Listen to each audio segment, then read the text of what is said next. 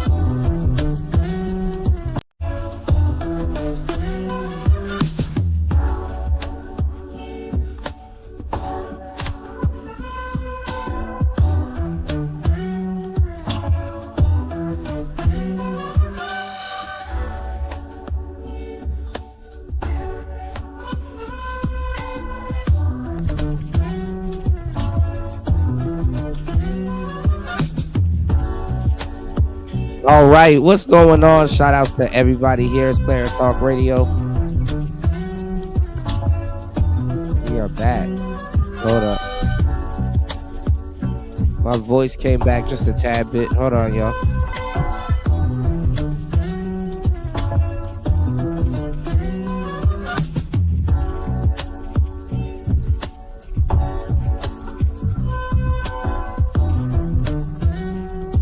Hold up. All right, give me 1 second. Let me set this up. It's Player Talk Radio. What's going on, Chris G? Shout out to Lord ADS in the building. Shout out to Shaka Nulu in the building. Give me 1 second. It's Player Talk Radio. Let's go. Hold on. I'm regaining control of everything going on over here. Everything is moved. But I got y'all. It's Player Talk. Hold up.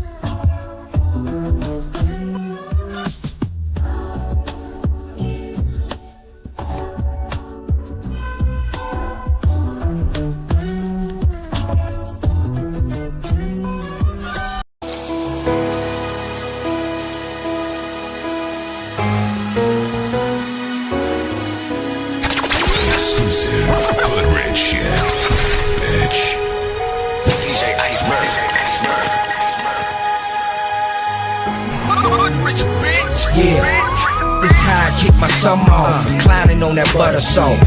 Got me feeling like I flipped 100 somersaults. Hit the cough, I blow the best. I got high standards. Had me clenching to your chest, Fred G. Sanford. I tell him you ain't shit. I'm a Mac, a player. See the skins on these steppers. That's an alligator. She want me like an elevator. Should've been pimped. Super. Think it's Clark Kent sister. Yeah, I stay trapping like a vice lord. Stay strapped like a patient in the psych ward. I held up to his head, boy, I'm not going. Butter so soft, you can pour it over popcorn. I'm riding on chrome, ain't nothing better. You know what I'm on. They pushing that leather, flicking through the city with they on my lap. No seatbelt, but it's still strapped. Yeah, I'm on that pushing that leather. You know what it is when I put them both together. I'm all about this pimpin', baby, get up in my ride. It's going down tonight. Yeah, riding in my old school with my new sitting on sixes. I'm throwing deuces. Now the garbage bag, Kush vaporized. Got the type of paper make a couple testify. So trill and I put that on this 45. 40 million trying to buy a puffy house. I'm into things, culinary arts. In the Porsche, you can smell the poultry when I park. Used to wear a vest, now I just don't give a 30 at the bar, really I don't give a 20 in the strip club, I'ma live it up. Turn around, put the pimpin' down, she gotta give it up. I'm riding on chrome, ain't nothing better. You know what I'm on. They pushing that leather, flicking through the city with they on my lap. No seatbelt, but it's still strapped. Yeah, I'm on that pushing that leather. You know what it is when I put them both together. I'm all about this pimpin', baby, get up in my ride. It's going down tonight. Combination is plentiful, the whole shit is expendable. The leather in my lap is similar to a living room. So sit back and relax as we climax to the pinnacle. As long as you relax, the conversation is minimal. They say that pimpin' there, well, cause I'm living proof. Minus the alligators, activators, and linen suit. Yeah, baby, cause you know what I'm on. Cause we living for the moment, day you here, next day you gone. So it's gon' last forever, well, at least the switch is gone. But she got more than enough, so just roll up and repeat the song. Baby, you know that I'm fly, it's in my XY chromosome. You can see by the way I'm riding, you can smell it from my cologne. I'm riding on chrome, ain't nothing better. You know what I'm on. They pushing that leather, flicking through the city with they on my lap. No seatbelt, but it's still strapped. Yeah, I'm on that pushing that leather. You know what it is when I put them both together. I'm all about this pimpin', baby, get up in my ride. It's going down tonight. Yeah.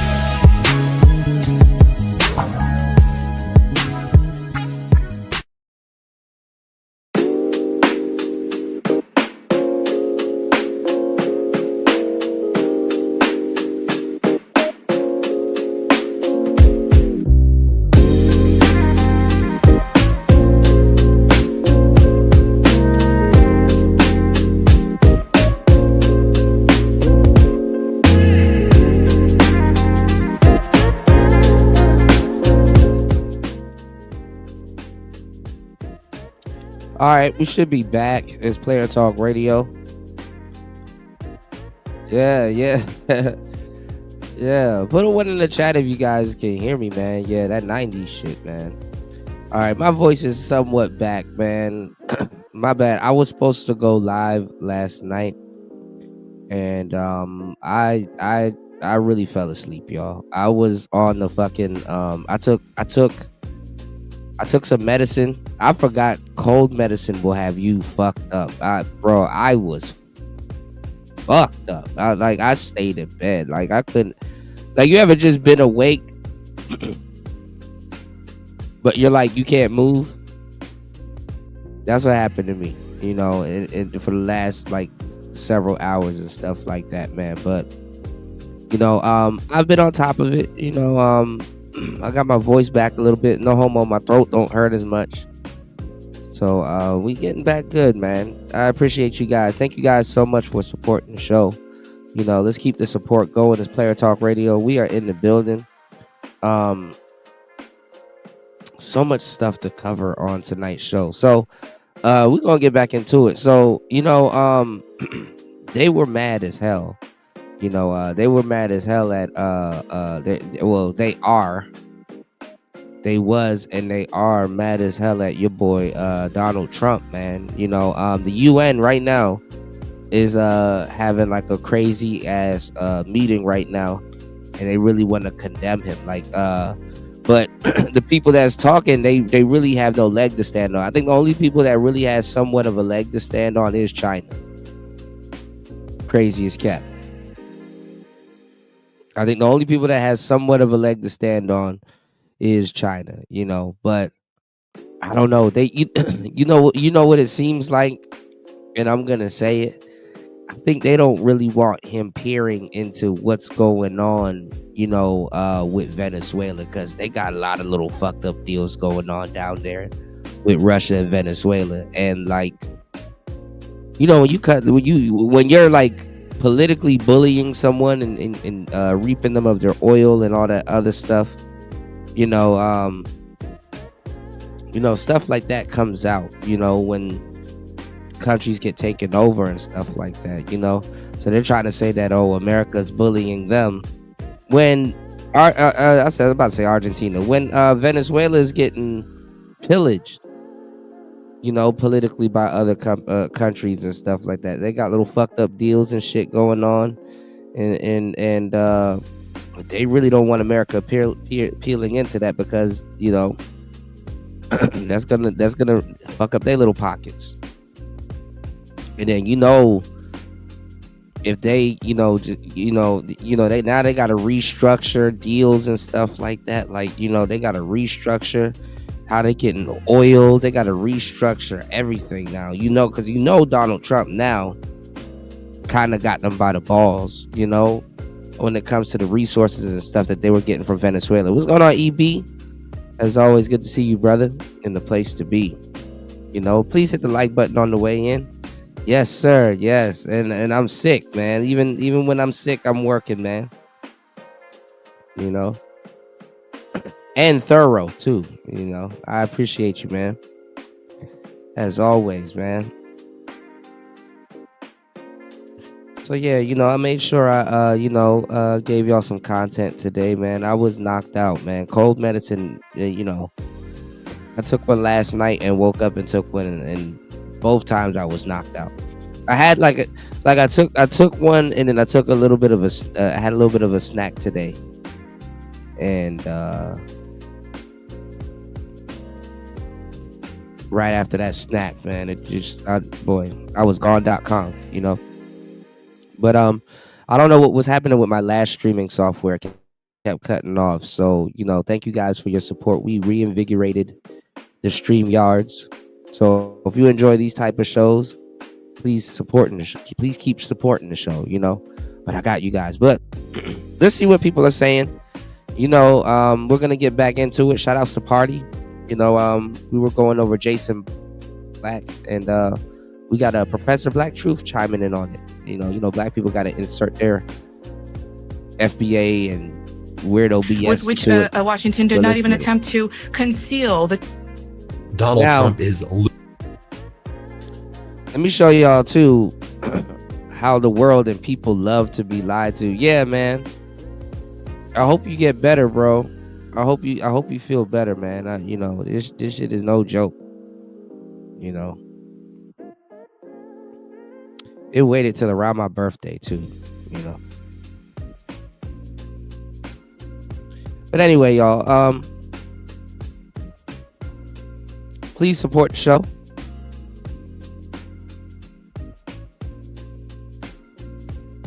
And I got y'all. It's Player Talk Radio. Give me 1 second. Let's get into it. Oh, what I wanted to show you guys too is that the world wants America to lie about what it's doing. Trump says, yeah, you know what I'm saying?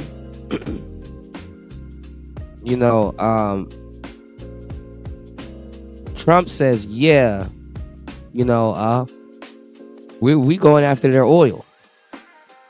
He's not even, playing about it, I got a thumbnail that I was supposed to put up. I totally forgot. But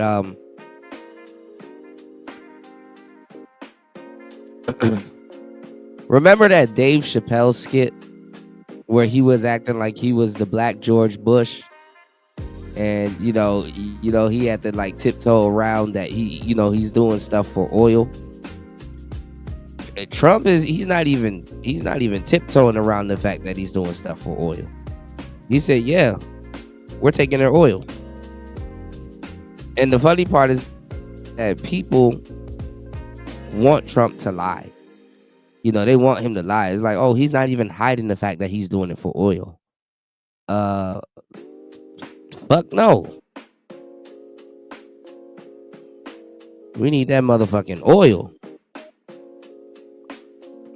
So now it went from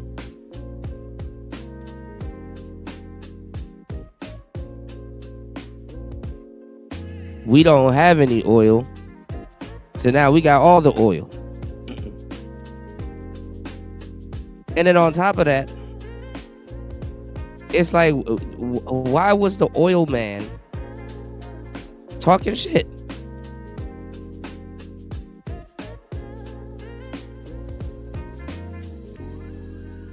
Why was the oil man talking shit? Why did Maduro talk all of that shit? Knowing damn well he's sitting on all that damn oil.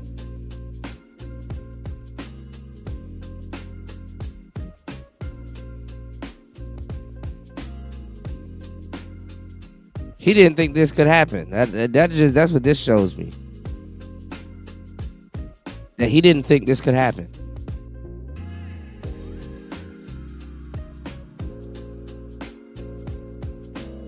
So now they're like, oh, well, they need to release him at once. China's like, now China, and Trump has been meeting up with China and they're talking about, he was talking about, oh, they have a great relationship and shit like that. Well, shit.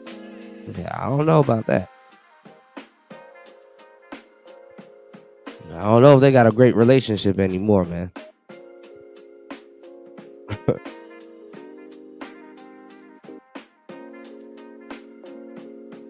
What's going on, King Picks?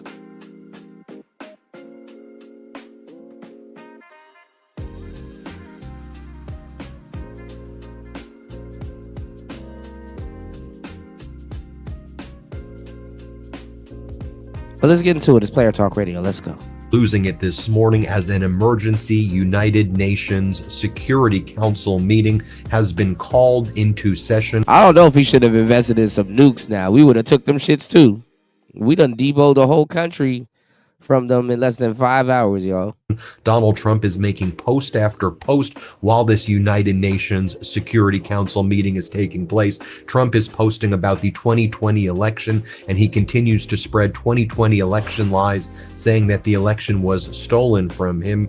At the same time, the Security Council meeting is taking place, where we're hearing from Michael Waltz, Donald Trump's ambassador to the United Nations, who's saying that the Western Hemisphere should be controlled by the United States, and the reason that we invaded Venezuela was to take their resources, and we are going to assert this same type of right across the Western Hemisphere. There's no mention of the UN Charter. There's no mention of sovereignty. This is just utter imperialistic, raw. You hear it for yourself. Listen to what Michael Waltz has to say. Here, play this clip. As Secretary Rubio stated just yesterday, this is the Western Hemisphere. This is where we live. And we're not going to allow the Western Hemisphere to be used as a base of operation. Well, this is the thing though, King Picks. He said he said Greenland might be next. He's putting Canada on notice. And he's talking crazy to Mexico and Cuba. Lord have mercy. For our nation's adversaries and competitors and rivals of the United States. You can't turn Venezuela into the operating hub for Iran, for Hezbollah, for gangs, for Cuban intelligence agents, and other malign actors that control that country. You cannot continue to have the largest energy reserves in the world under the control of adversaries of the United States, under the control of illegitimate leaders, and not benefiting the people of Venezuela, and stolen by a handful of oligarchs inside of Venezuela. But it does. Then the ambassador to the United Nations from the United States, Michael Waltz, said there was actually no war against Venezuela. He said it was just a law enforcement operation. Why is everybody calling this a war? Here, play this clip. Colleagues, the United States successfully carried out a surgical law enforcement operation facilitated by the U.S. military against two indicted fugitives of American justice, narco-terrorist Nicolas Maduro and Celia Flores.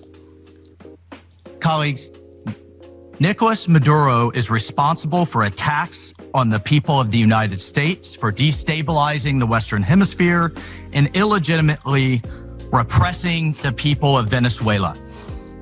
As Secretary Rubio has said, there is no war against Venezuela or its people. We are not occupying a country. And that's why they're really trying to run with this narrative that there's a war going on. It's like, oh, they're going to war. It's like, bro, the war, whatever war that was started is done.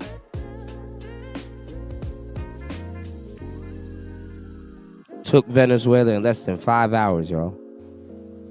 This was a law enforcement. So I think his wife is going to court today. He was like, oh, I'm going to read all my charges and stuff like that. And they got like the charges against him. And, he was like, yeah, I'm going to read all my charges and stuff. And once he like read all the charges and stuff, he pled not guilty. And then,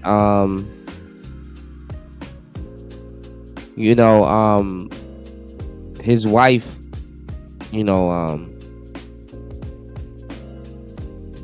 it's Dunsky, bro. It's over, it's over with,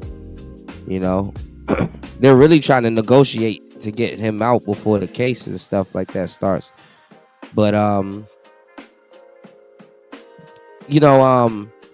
his wife, I think she's going on trial today, but he pled not guilty. And I was about to say,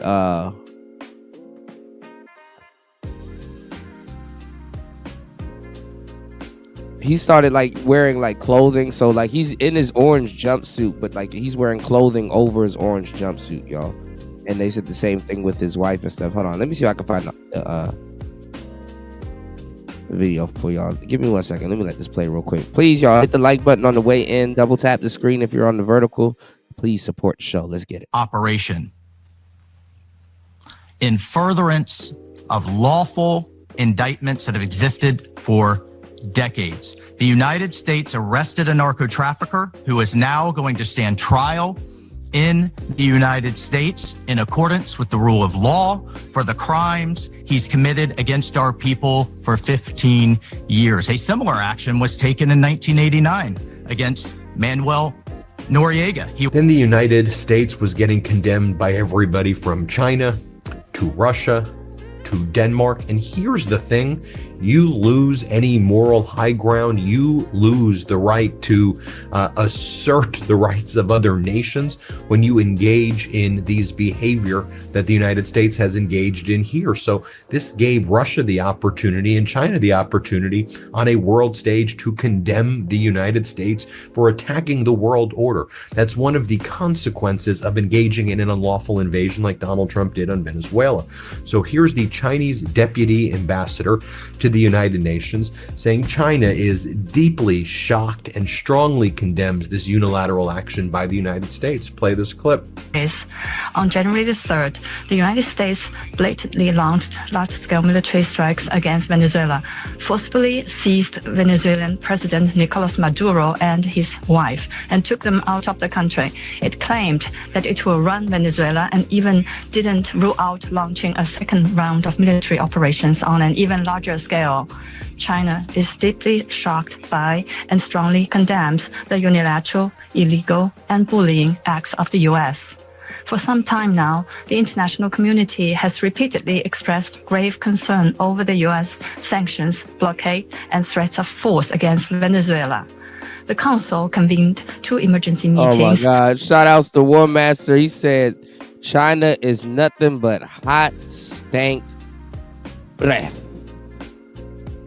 I feel you, man. During which Secretary General Guterres, many council members, and countries in the region and beyond unanimously called for abiding by the UN Charter. Now, they're saying in NATO that Putin is in there, like, you know, trying to lecture everybody about taking over and all this other stuff, but it's like he can't say nothing. How you going to say what he's saying when he did the same thing to Ukraine? So, negotiation wise, because you know that's what Trump is about. That's what we all, if y'all been paying attention, you should know what Trump is doing right now. You should know how deep into chess Trump is playing right now. You know this is all a negotiation thing. It's like, okay, you want that man free? Stop the war.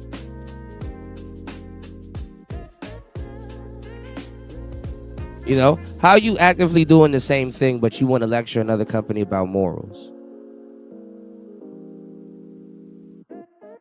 Yeah, and they were using the term, they used their term, War Master, fucked around and found out. Around he fucked, found out he did. You know, let's go. And the international law, maintaining... What's going on, Guido? Good to see you, man. Happy New Year's to everybody here. Please hit the like button on the way in. Support the show. We are back. This Player Talk Radio. Let's get it. And restraint. My voice is somewhat back, so I'm glad to be here with you guys. Give me 1 second. Resolving disputes peacefully, de-escalating tensions, and safeguarding regional stability. However, as a permanent member of the Council, the U.S. has disregarded the grave concerns of the international community, wantonly trampled upon Venezuela's sovereignty, security, and legitimate rights and interests, and seriously violated the principles of sovereign equality, non-interference in internal affairs, peaceful settlement of international disputes, and the prohibition of the use of force in international relations. These principles constitute the fundamental tenets of the UN Charter and form the cornerstone of maintaining international peace and security. I mean, but Venezuela's oil is different. Like, we don't need to go to the Middle East no more. We don't need the Middle East no more. We don't need the Middle East no more, man.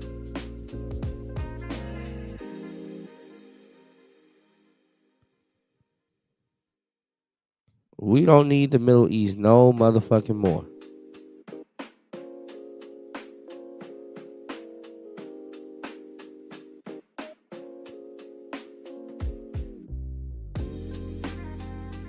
So he said he gonna go after Greenland.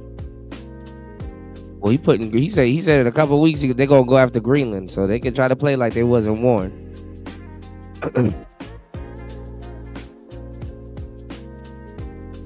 He also said that he's gonna go, he's gonna rob Van Ham on Canada if they playing around. You know, that 54th state.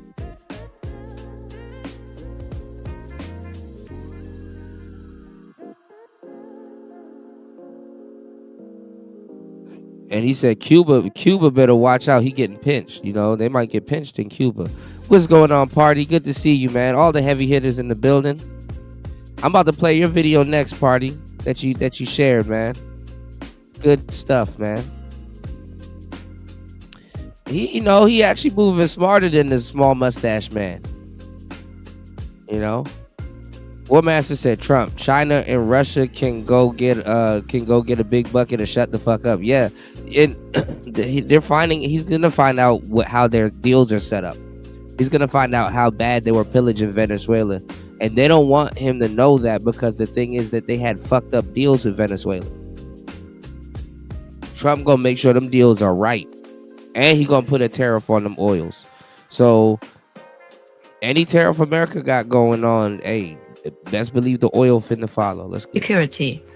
Now, normally in a This is not Venezuelan oil. This is pure American oil now, y'all. situation like this, you would see allies of the United States speaking up, not here. Here's the Chinese deputy ambassador again urging the United States to abide by international law. I mean, to watch this United Nations Security Council meeting as an American and seeing American as the And you got people. They're trying to impeach Donald Trump. They're trying to make this a big deal, but hey, we gonna see. As alone, as the bad guy in the world, as the evil force. And that's another thing that they're saying. They're saying that nobody in the UN, nobody is standing up for America with this move. Nobody. But hey, listen, it's called South America for a reason. Fuck it. In the world, it is really tragic to watch this. Here's the Chinese deputy ambassador play this clip. In Latin America and the Caribbean, and indeed internationally, China firmly opposes this, and the international community has also expressed widespread grave concern and strong. Now I keep hearing what was the word, the law that you kept bringing up, War Master, because they're talking about that now, and I was gonna do a deep dive on that today with you guys. Shout outs to little Shirley. Yeah, Midas touch. There you you know. But this is the thing. Nobody's standing up for America. What's going on, UFO Kamikaze? Nobody's standing up for America.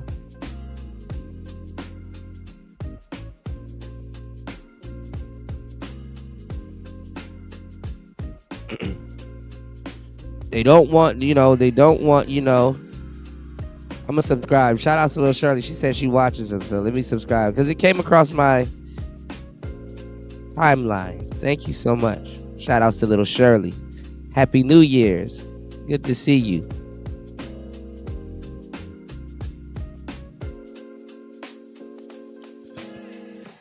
No, not the Law of the Sea Treaty. It was somebody's name. It starts with an M. I forgot the name.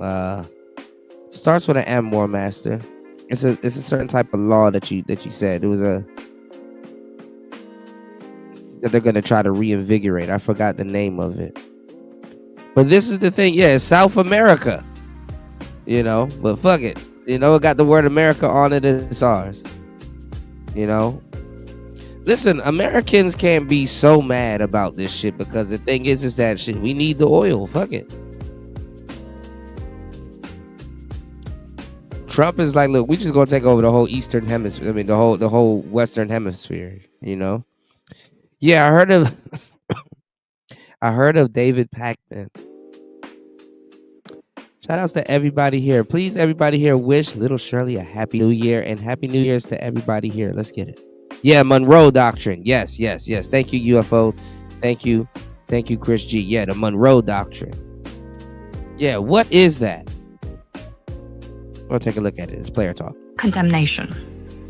We urge the U.S. to heed the overwhelming voice of the international community, abide by international law and the purposes and principles of the UN Charter, cease infringing upon the sovereignty and security of other countries, stop toppling the government of Venezuela, and return to the path of political solutions through dialogue and negotiations. We call on the U.S. to ensure the personal safety of President Maduro and his wife and to release them at once. We support the Council in fulfilling its primary responsibility to maintain international peace and security, and we support all efforts by the UN Secretary General, regional countries, and organizations that contribute to promoting dialogue and de-escalating the situation. President, the lessons of history are a stark warning. Military means are not the solution to problems, and the indiscriminate use of force will only. I think they, of course, Maduro is kind of like their whipping boy, and they were getting great oil deals from him. But I think they're upset how quickly we captured him. Like, we captured that man like a Pokemon. We caught him and his wife like a damn Pokemon, y'all. He is in an American Pokeball right now.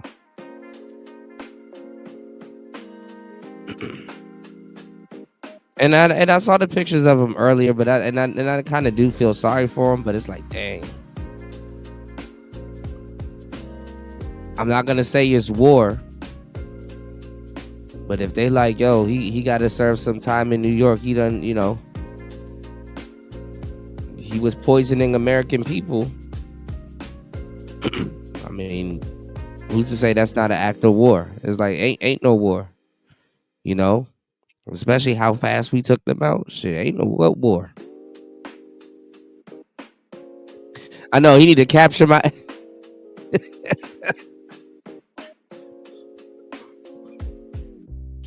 Oh my God. Oh my God. Oh, War Master. He said America told Europeans to keep your hands off the Western Hemisphere.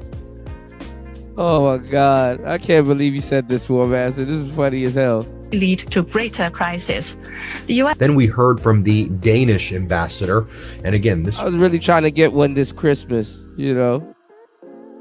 Hold on. It may be, man. Was an important definitely this year. Speech here because Donald Trump has been threatening Greenland next, right? Donald Trump says Cuba, Greenland, Colombia, potentially Canada. I mean, he's always talked with that 51st state rhetoric, but lately he's been saying in a few months we're going to take Greenland, and Greenland is part of the Kingdom of Denmark. Here's what the Denmark ambassador, the Danish ambassador, said. Let's play this clip. Denmark recalls the foundational principle of international law that forbids states from threatening or using force against another state's territorial integrity and political independence. This imperative is enshrined in Article 2. Yeah, he took that man and his lady.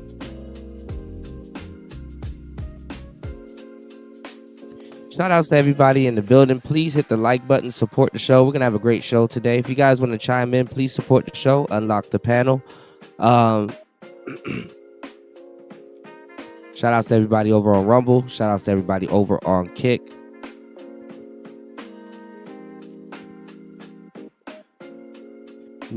Trump said, F your president and I'm going to take your biatch. You know the game. The game chose me.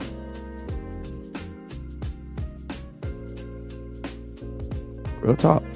Paragraph 4 of the UN Charter. Members of the UN Security Council have a special responsibility to uphold these principles. The principles of sovereignty. And then now we're seeing if the world can do anything about it. Can the world do anything about it? I doubt it. Political independence and territorial integrity must be respected. I mean, what you gonna do? I mean, on one end, if you're like, oh, well, Trump should have handled this diplomatically and try to do business with them.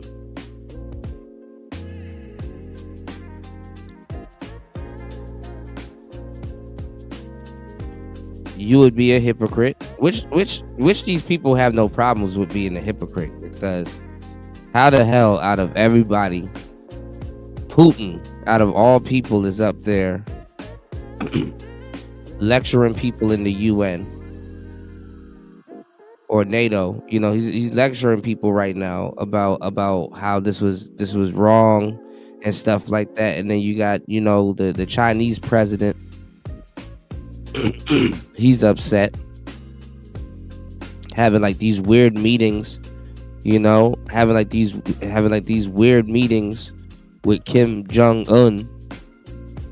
Can't really do nothing with him.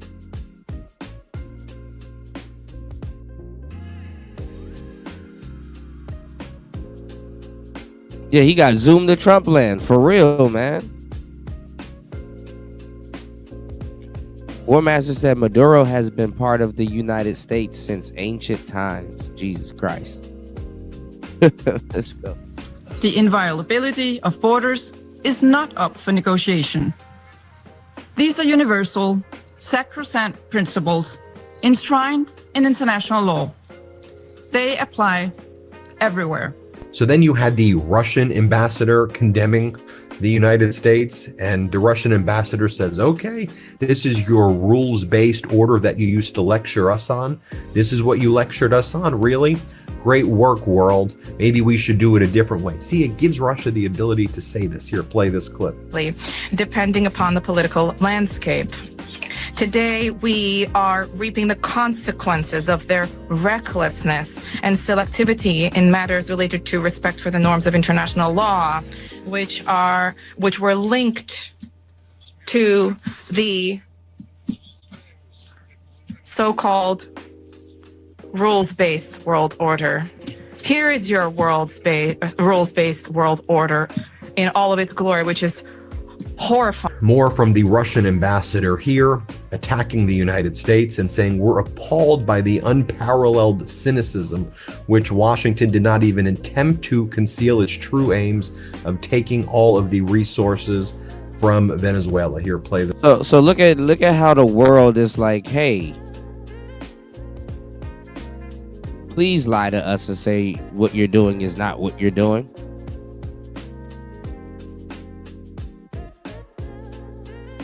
Please lie to us and say what you're doing is not what you're doing. Why aren't you concealing what you're doing? God damn it! You can't make this shit up! This clip. Of aggression due to a fear of angering the American global gendarme, which is attempting to once again rear its head.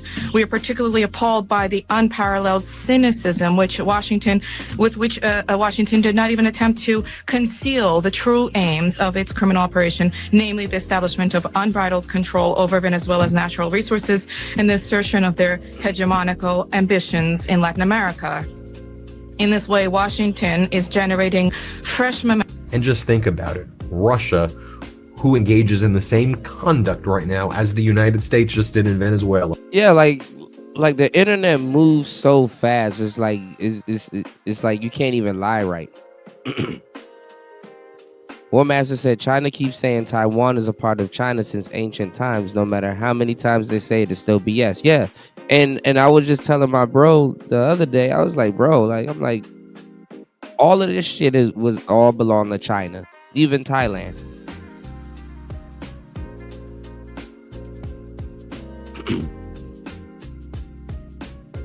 Even Thailand.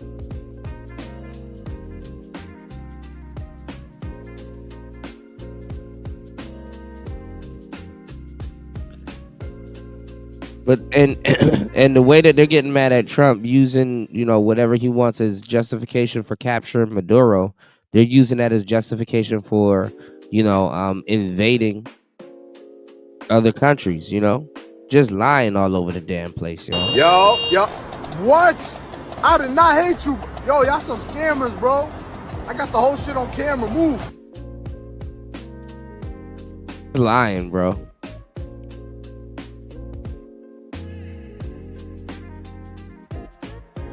And people are saying that, oh, well, now that Trump did what he did, that now China's going to go after Taiwan.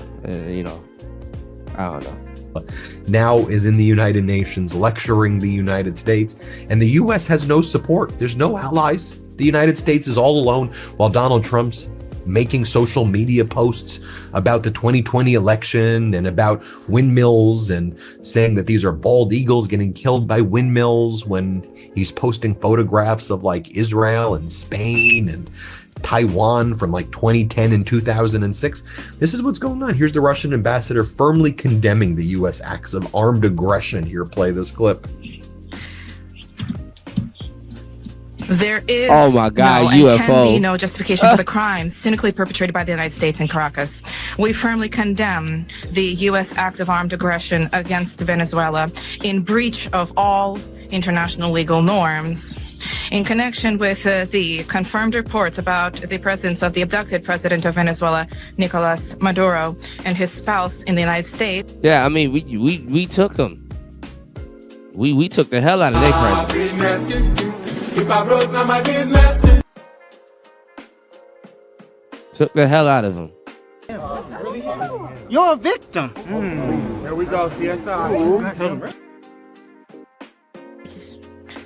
Today, as we are aware, they are in New York we call upon, corrects the Speaker, the U.S. leadership to immediately release the legitimately elected president of an independent state and his spouse. Any problems existing or conflict between the United States and Venezuela need to be resolved through dialogue. And this is precisely what is enshrined in the UN Charter, for purposes and the principles of which a number of states in recent years have begun to apply selectively. That's coming from Russia. And when you engage in the unlawful conduct, you don't abide by the UN Charter like the US does. This is the natural consequence. This is exactly what we warned against. Now, Russia and China said, okay, I mean, how can Russia? China hasn't done the bullshit yet. They're waiting to do the bullshit that they want to do. But how can Russia and China lecture America about anything at this point? God damn it! You can't make this shit up! How?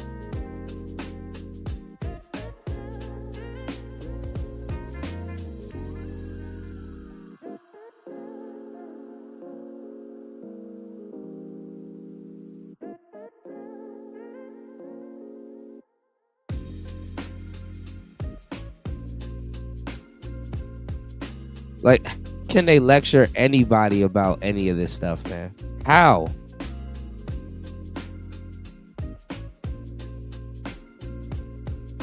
How can they lecture anybody about any of this shit? Especially Putin. He's the main one they say is going off. I was fucked up. I mean, I hit rock bottom. I was disgusted then when I did it. I'm disgusted now. How?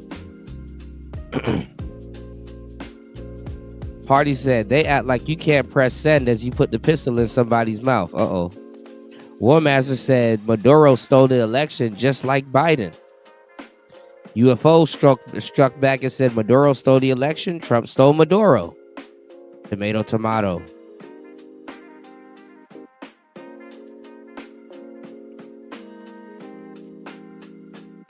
Medio tiempo, Maduro. Condemning you. This is how you do things. Maybe we need to restructure the world order. Then we heard from the UN Undersecretary Rosemary DiCarlo reading a statement from the United Nations Secretary General, United Nations Chief Antonio Guterres at the United Nations Security Council meeting on Venezuela. Here's what she discussed: how deeply concerned they are over the United States violating international law, not following the UN Charter. Here, play this clip right here.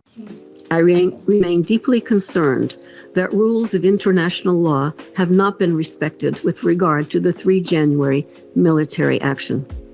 The Charter enshrines the prohibition of the threat or use of force against the territorial integrity or political independence of any state. The maintenance of international peace and security depends on the continued commitment of all member states to adhere to all the provisions of the Charter. Mr. President, Venezuela has experienced decades of internal instability and social and economic turmoil. Democracy has been undermined. Millions of its people have fled the country. The situation is critical, but it is still possible to prevent a wider and more destructive conflagration. I call on all Venezuelan actors to engage in an inclusive, democratic dialogue in which all sectors of society can determine their future. This entails the full respect of human rights, the rule of law, and the sovereign will of the Venezuelan people. I also urge Venezuela's neighbors and the international community more broadly to act in the spirit of solidarity and in adherence to the principles, laws, and rules erected to promote peaceful coexistence. I welcome and am ready to support all efforts aimed at assisting Venezuelans in finding a peaceful way forward. Mr. President, Excellencies, in situations as confused as... why would you let the Venezuelan people talk? I mean, they seem happy. Like, they were celebrating in the streets. They were like, thank you, America.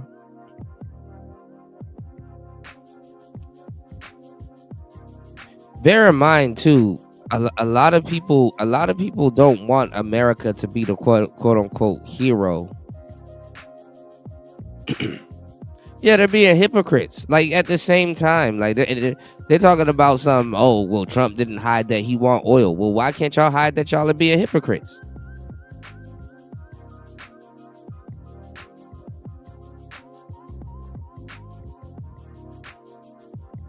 Why can't y'all hide that y'all are being hypocrites? You know, this is crazy, y'all. Y'all hit the like button and support the show. We're gonna go in, man.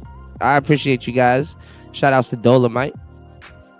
Said, what doesn't happen now? Oh, the UN crying. Yeah. The Putin up there getting mad as hell. They already fucked around and find out. Dolomite said they're gonna fuck around and find out. Also, if the US removed their budget from the UN, that is gonna you know what I think is happening though? This is what I'm thinking was happening, y'all. Shout out to Dolomite. Happy New Year's, brother. I'm gonna tell y'all some real shit. They're gonna find out the fucked up deals that Russia has with Russia and China has with Maduro. I think that lady that's in there, she's buying time, and I think I got her mixed up with another lady that went missing for a while. You know, right, little Shirley.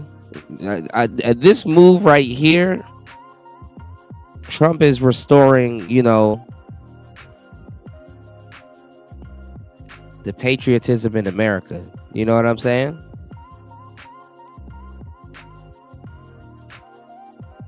Trump already knew. I don't know why Maduro was talking shit. I think he thought that he was safe behind Russia and China. And Trump was like, yeah, big bag. Ooh, ooh, yeah, big bag. Big bag. Stupid ass people, man. Maduro was dumb as hell. What's going on, Ghostman King? Happy New Year. Said Trump's actions are only going to push other nations towards alliance with the BRICS. Yeah, but the thing is that they know. See, if the Democrats did this, which they wouldn't, if the Democrats did this, there would actually be a war. Trump has been planning this for a while. They had a whole facility the same way, you know how they took out Osama bin Laden? They had a whole facility carrying out this act because they caught them on they caught them in a building on like some upper floor, and they were like, yo, when they kicked in the door, Maduro didn't even have a chance to lock the door. So they caught him. This was carefully planned. And to see the thing is that if they you know what I'm saying, if the Democrats was in office, they would have they would have openly ate off of this deal. They don't want to have the Republicans in office, especially Trump. It's not even the Republicans. They don't want Trump in office because now they know that he's going to put tariffs and sanctions and stuff. He's going to be putting all kinds of stipulations on how they get their oil and their minerals and resources now. And it's like, damn, it's like he's fucking up two homeboys at once. He kidnapped one of your homeboys that has a crazy deal with the homeboy that he kidnapped. Now this is gonna hit Russia in the back end. So it's like, bro, if you want to keep funding your little war and shit, and you need oils for your little goofball tanks, let me stop playing. Russia got some artillery, bro. But now we gonna have to come to a deal, man.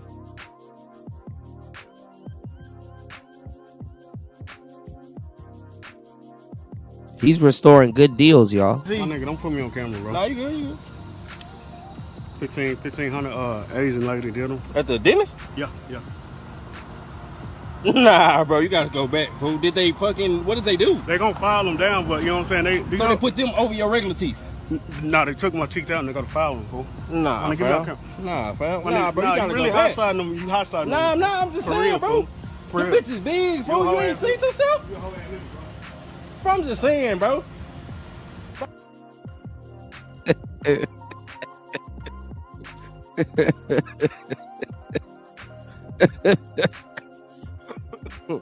Y'all hit the like button. Please support the show. Hit the Cash App. Niggas getting horrible deals, y'all. My nigga, don't put me on camera, bro. Nah, you good, you good. 1,500 Asian lady did them. At the dentist? Yeah, yeah. Nah, bro, you gotta go back, fool. Did they fucking, what did they do? They gonna file them down, but you know what I'm saying? So they put them over your regular teeth? Nah, they took my teeth out and they gotta file them, fool. Nah, Give me fam. on camera. Nah, fam. My Nah, nigga, bro, you gotta really go back. hot-siding them. You hot-siding them. Nah, I'm just For saying, real, bro. fool. For The real. bitch is big, fool. Yo, You hoe ain't ass seen yourself? Bro, I'm just saying, bro. Horrible deal, y'all. Horrible deal. Complex as the one we now face, it is important to stick to principles. Respect for the UN Charter and all other applicable legal frameworks to safeguard peace and security. Respect for the principles of sovereignty, political independence, and territorial integrity of states. The prohibition of the threat or use of force. Exactly. The power of the law must prevail. International law contains tools to address issues such as illicit traffic in narcotics, disputes about resources, and human rights concerns. This is the route we need to take. Yep, and Donald Trump just continues to post away on social media about the 2020 election. I like that Trump, this is what Trump posts.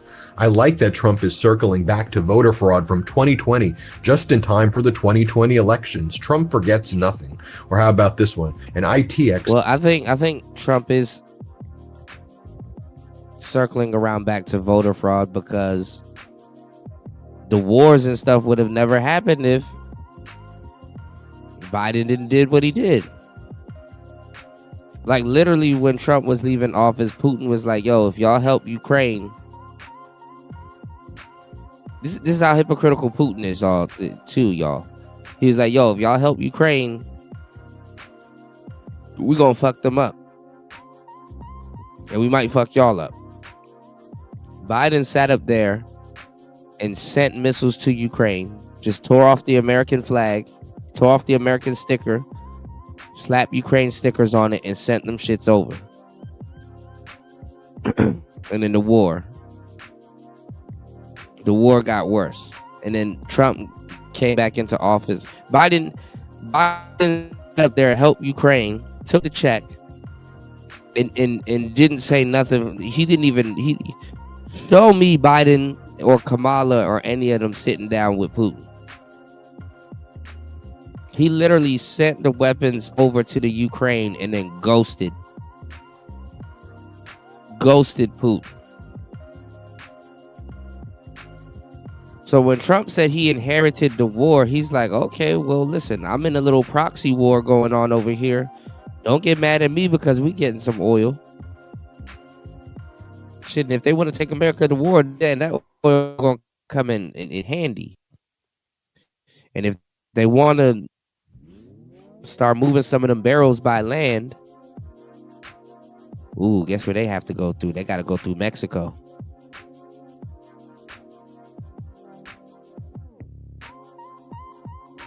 It's some real shit, y'all. I mean, just think about what I'm telling y'all. They're going to have to go through Mexico. They got to go through Colombia, probably go through Mexico. We said F Panama. We turned that shit to the Gulf of America. China was running that shit too. Woo-wee. Woo-wee. Expert, after gaining access to forensic image from Dominion, shows that the 2020 election was stolen, and it was also most UFO. recently stolen in Brazil. Trump votes were switched to Biden votes. I mean, this is what the guy is. What's going on, Misha? Happy New Year, love. New Year's to you and your family. Be safe out there in Canada. Trump said Canada's is next. Posting about right now. Then he has his little stooges, his MAGA Republican propagandists. Yeah. Party. My bad. Shout out to Party. He just grenade and then ran. Fun state regime media. So an invasion. This was a law enforcement operation. This is like what Teddy Roosevelt did. And then Maria Bartiromo was like, yeah, they were killing us with those drugs. We got to stop those drugs. There wasn't drugs coming in. They were oil. This is all right. Now, U.S. drug mule boats.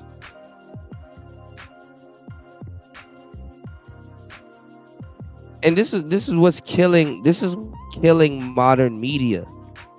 This is why channels like this should definitely be super supported, because shit, I ain't killing modern media. We made better. What? See, these bigger publications, they can lie to y'all. Like, we literally was shooting down drug mule boats. We literally was playing Battleship in the Caribbean. What are you talking about? Drugs wasn't coming into America. What?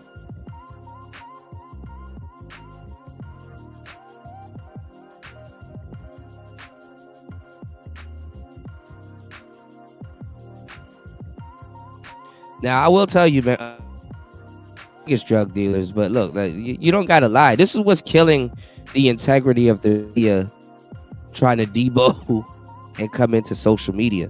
They're trying to do what we're doing, but they're doing what they're doing, which is bringing lies with them. Shooting down drug mule. That's where he started seizing stuff, and he was like, you know what, just fuck it. We just gonna take the whole country. Shooting down drug mule boats for 4 months.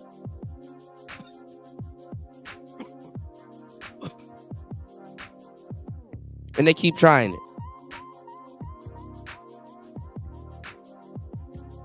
How state regime media operates in Russia, what operates in the What's going on, LT, man? United States, folks. This is disgusting stuff. Here, play this clip. To Maria, I think the more analysis and the more I hear those that have a legitimate opinion about what happened, and if you just take kind of what Secretary Hegseth said kind of at face value, this is strictly a law enforcement type of operation with support from the U.S. military. They can debate all they want the Monroe Doctrine, which I would say, I think one of the things that's been missing in the discussion is that President Roosevelt revisited this, Teddy Roosevelt, and, made it very clear that this is about each hemisphere as well globally, and our ability to make sure that countries that are located in our backyard are not a threat to the states, and that's why I think they can debate this all day in the U.S. Senate. Yeah, it's really a dig at the main media. I don't know what that is, LT, man. I can't click links on the vertical feed. The only feed I got control over, really, honestly, is the horizontal feed. Shouts to LT, man, in the building.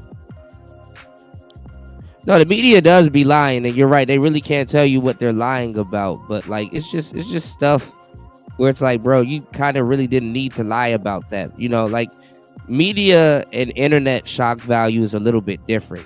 There's a difference between clickbait, and then there's a difference between like outright lying when people actually get into the actual content, which they're known for. But at the end of the day, it was a law enforcement action. Well, I mean, it's really interesting to see the priorities of the Democrats right now and how they get so upset over everything President Trump does. Meanwhile, he's focusing on such enormous things, drugs coming into the country, securing our borders. It's quite a difference in terms of what you're looking at. Oh, my God. Shout outs to LT, man, coming through as he always do. LT, man, has shared a video, y'all, of Colombian president telling Rubio to come and get him. What? Everybody going out like Tony, y'all. What is up with the cojones Look at the cojones on this guy. All right, let's take a listen to this. Hold on.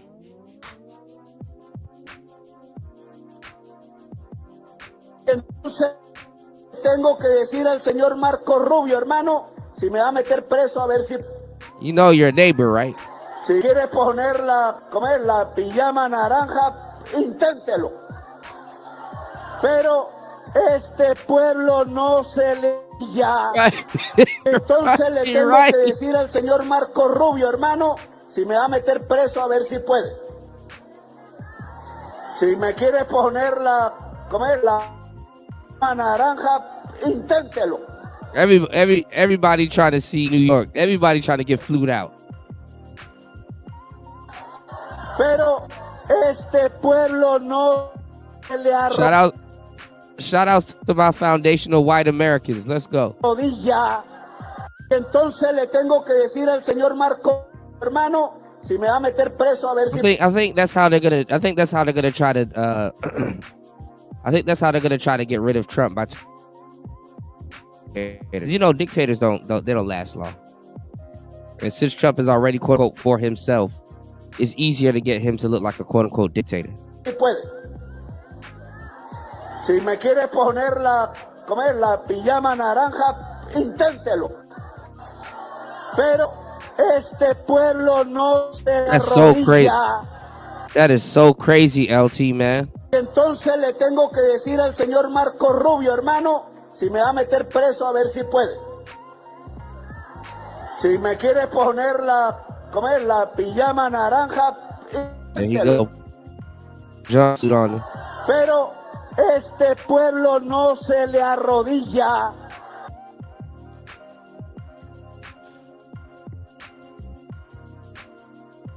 And they try to say it's a regime change. I don't know about it being I mean, of course,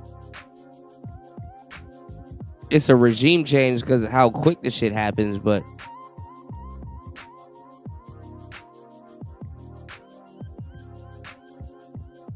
man, these older cats, man, y'all, hey, yeah, y'all got to get hip with the times, man.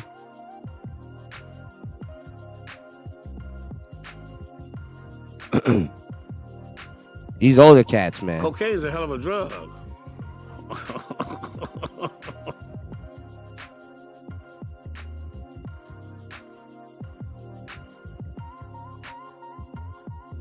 Hey, and Trump was popping shit at Columbia too. Trump gonna put everybody in jail. What do a nigga y'all. like me do who hate gang members? It's my dream to put a nigga in jail. Some niggas wake up and on Friday nights they going to the club to knock a nigga out. They pride theyself in whooping niggas. It's some niggas wake up on Saturday, get dressed, they playing on fucking plenty hoes that night. I wanna put niggas in jail.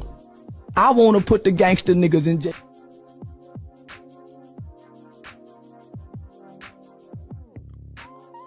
I don't know why he thought this was a good idea. Like he making this same mistake Maduro is making.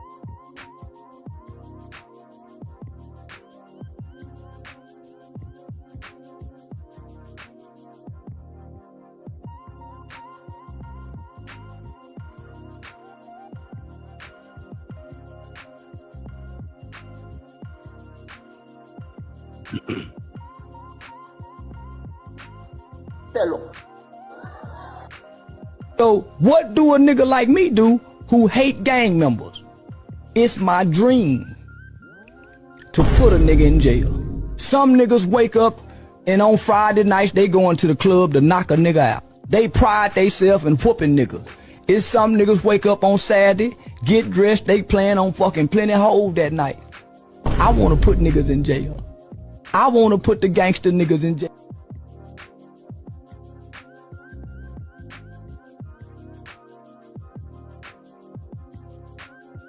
What's going on, degenerate?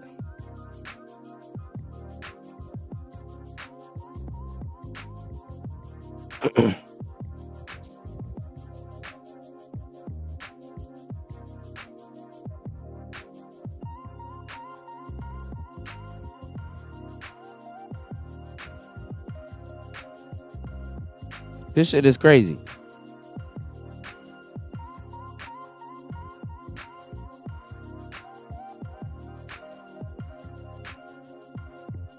Oh my God.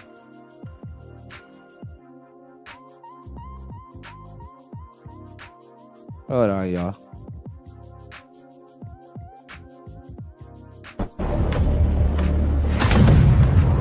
That's so funny.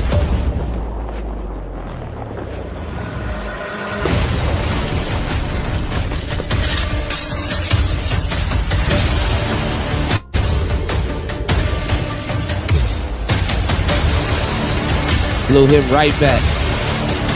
The Gotham City.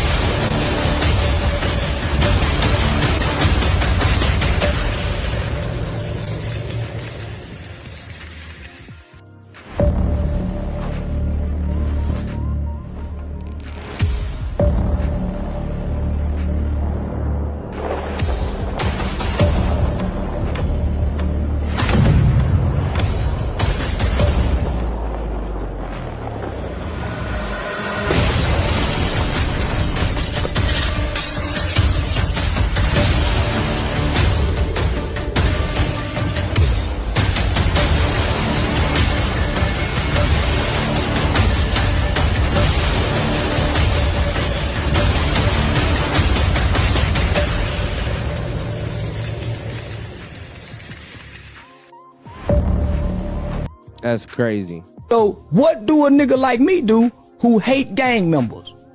It's my dream to put a nigga in jail. Some niggas wake up and on Friday nights they going to the club to knock a nigga out. They pride theyself in whooping niggas.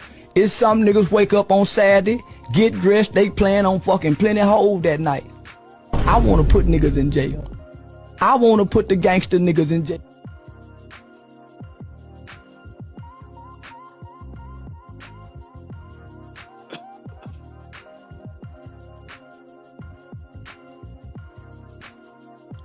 Generous said he's not a fan. He's not a fan of the raid. But you got to have vision.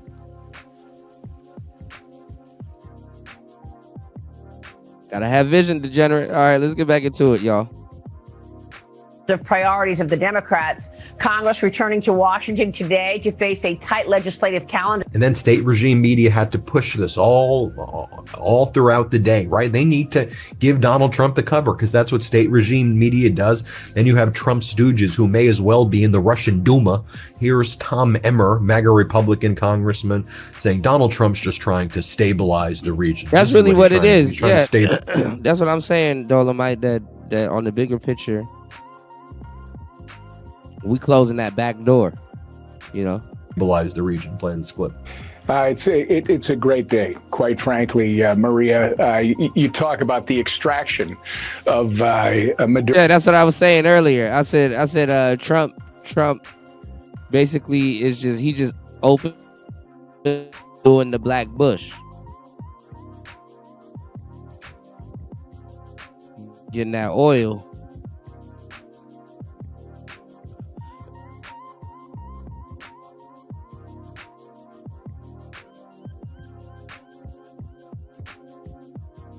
He just not knocking over the water and running out the room, you know.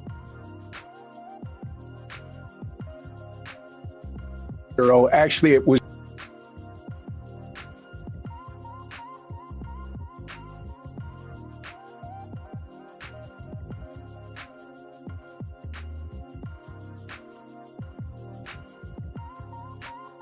stabilized. All right, let me know if we're back. Hold on. But this is the thing, though, Degenerate. It's not a war.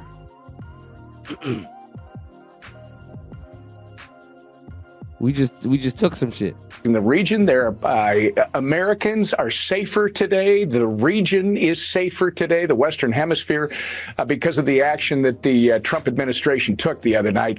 Then you have MAGA Republican Senator Rick Scott said, I'm glad that Donald Trump didn't just take Maduro away, but really has a plan here for democracy. That's what we're excited about. He's committed to freedom.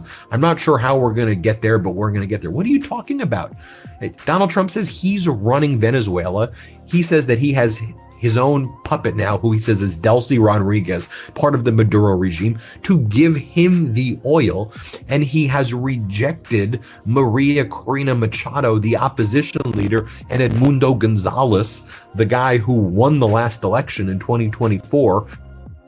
Trump supports the authoritarian Marxist right now who will give him the oil in Venezuela. That's what's actually taking place. But listen to Rick Scott lie to the people. Here, play this clip. I'm glad that President didn't just take Maduro and walk away. I'm glad that he is committed. He is committed to freedom and democracy in Venezuela. Now, I've talked to Marco Rubio about it. I've talked to the president about it. They're committed to freedom and liberty. Now, I can't tell you how they're going to get there, but I believe we're going to get there. By the way, we're hearing from Japan's Prime Minister Takaishi. She says challenges to the international order are gaining momentum. In the Indo-Pacific, we are seeing further military buildups by China and North Korea, as well as the strengthening of cooperation between China and Russia and North Korea. This is what happened when Donald Trump threw out the previous rules-based world order. You also have the governments of Brazil, Chile, Colombia, Spain, Mexico, and Uruguay uniting in a joint statement condemning the U.S. aggression and warning of any attempt by Donald Trump to run the country and violate its resources and violate its sovereignty. We heard from Prime Minister Keir Starmer. Here's what Starmer had to say. Play this clip. You would condemn Trump going into Greenland, just to be clear. Well, let me be really clear about Greenland. The future of Greenland is for Greenland and the Kingdom of Denmark. Denmark is a close European ally, a close NATO ally, and the future, therefore, has to be for Greenland, for the Kingdom of Denmark. And Yeah, we finna take their oil.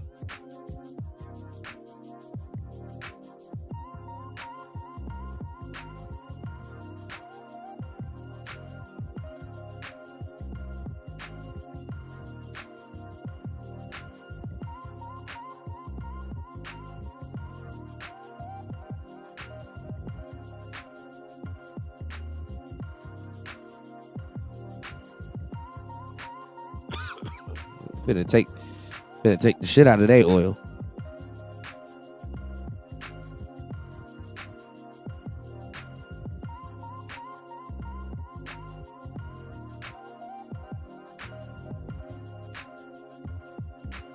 Hold on, y'all.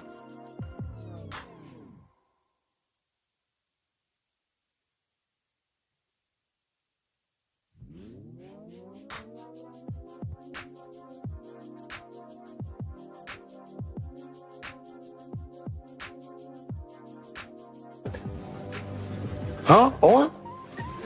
Who said something about oil, bitch? You cooking?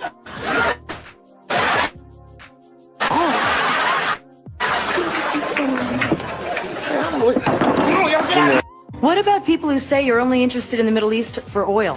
What? Huh? Oil? Who said something about oil, bitch? You cooking?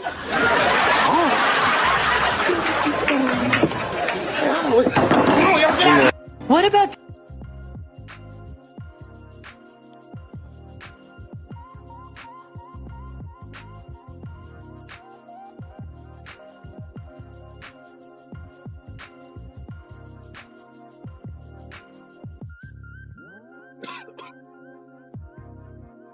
the threats about Greenland? Do you agree with her? well, I stand with her. Okay. And she's right about the future of Greenland. Okay. And here's a statement right now from the Prime Minister of Spain, Pedro Sanchez. Respect for the sovereignty and territorial integrity of all states is a non-negotiable principle. From Ukraine to Gaza, passing through Venezuela, Spain will always be committed Spain will always be committed actively to the United Nations and in full solidarity with Denmark and the people of Greenland. And that was after Donald Trump threatened to invade Greenland once again. So we'll keep you posted every step of the way. I mean, a lot of these countries, they want to be bullied, and not really want to do business. And it's like, well, the orange man gonna make you do business either way. Subscribe. Let's get to 6 million, and thanks for watching. Want to stay plugged in? Become a subscriber to our Substack at Midas. Orange man make you finna do business, man.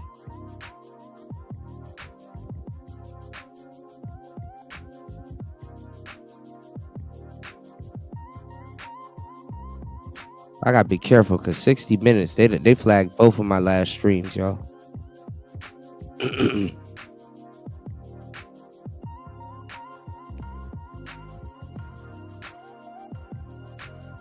Please hit the like button. Please support the show. Give me 1 second. See what Dane Calloway's talking about. You know, brothers always got some warped views of shit. Give me 1 second. It has been reported that Maduro offered everything in his country, all the natural resources. He even recorded a message to you in English recently, offering mediation. What should we do in order to stop that? He has offered everything. He's offered everything. You're right. You know why? Because he doesn't want to fuck around with the United States. Thank you, everybody. Thank you. Thank you, everybody. Thank you, guys. Thanks, guys. Let's go. Damn. Let's start here. If you were to ask some people, historians, lawyers, diplomats, what is not supposed to happen in the modern world, one answer will come up again and again. A sitting president being captured by another country. Not sanctioned, not condemned, not isolated, captured. That word alone breaks expectations because it challenges the idea that the global system still runs on rules instead of power. And yet, here we are. So before we talk about whether this was justified, before we talk about legality, before we talk about morality, we have to answer a simpler, more dangerous question. How did the world arrive at a point where this was even possible? For most of the 20th century, the relationship between the United States and Venezuela was not dramatic. It was not ideological. It was not emotional. It was not confrontational. It was transactional. Venezuela possessed enormous oil reserves. The United States needed energy stability. That relationship produced predictability. The U.S. did not aggressively interfere in Venezuela's internal politics. Venezuela remained economically integrated into the Western system. There were disagreements, but not hostility. And that matters because it tells us something very important. This conflict was not inevitable. Everything changed in 1999. That was the year when Hugo Chavez became president of Venezuela. Chavez did not quietly assume power. He did not reassure Western institutions. He did not maintain diplomatic ambiguity. He openly rejected U.S. influence. He framed Venezuela as a nation that has been exploited. He positioned sovereignty as resistance. He described American power as imperialism. This was not just a speech, this was policy. Oil policy was restructured. Military cooperation with the United States declined. Foreign alliances shifted away from Washington. From the U.S. perspective, Chavez was destabilizing. From Venezuela's perspective, Chavez was reclaiming control. Both sides believed they were reacting defensively. That misunderstanding would never be resolved. In April 2002, Hugo Chavez was briefly removed from power during a coup attempt. Within days, he returned. The Venezuelan government accused the United States of supporting the coup. The United States denied direct involvement. But the long-term effect had nothing to do with proof. It had nothing to do with belief. From that movement forward, Venezuela's leadership operated under one assumption: the United States was willing to remove them. Once that belief takes hold, trust does not recover. Every protest becomes suspicious. Every criticism feels coordinated. Every sanction feels preparatory. This is how paranoia becomes policy. From 2002 onward, the relationship hardened. Venezuela moved closer to non-U.S. allies. The United States became increasingly critical of Venezuela's governance. When Hugo Chavez died in 2013, Nicolas Maduro inherited not just power, but unresolved conflict. The economy was already fragile. Political polarization was already extreme. International trust was already broken. Maduro did not create this environment, but he governed inside of it. Under Maduro, protests intensified. The government responded with force. The United States accused Venezuela of human rights abuses. Venezuela accused the United States of economic sabotage. Two narratives formed. In one narrative, Maduro was an authoritarian clinging to power.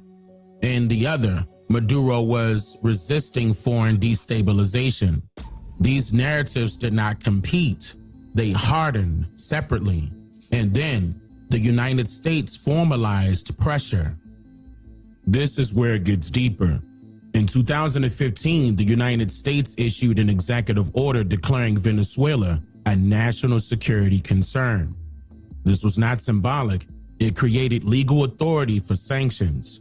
Sanctions that restricted banking access, froze assets, and pressured international partners, and reduced economic oxygen. From the United States perspective, this was accountability. From Venezuela's perspective, this was economic warfare. I mean, they're pushing them over to their side. Interpretation, the result was clear. Economic suffering deepened, political positions hardened, and diplomatic solutions narrowed. January 2019 marked a decisive shift. The United States declared that Juan Guaido, not Nicolas Maduro, was the legitimate president of Venezuela. This was not rhetoric, this was legal repositioning. From that moment, Maduro was no longer recognized as the head of state by the US. His authority was rejected and his protections were weakened.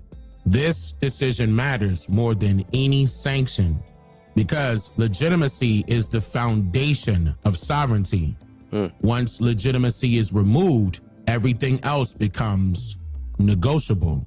In March 2020, the U.S. Department of Justice unsealed indictments.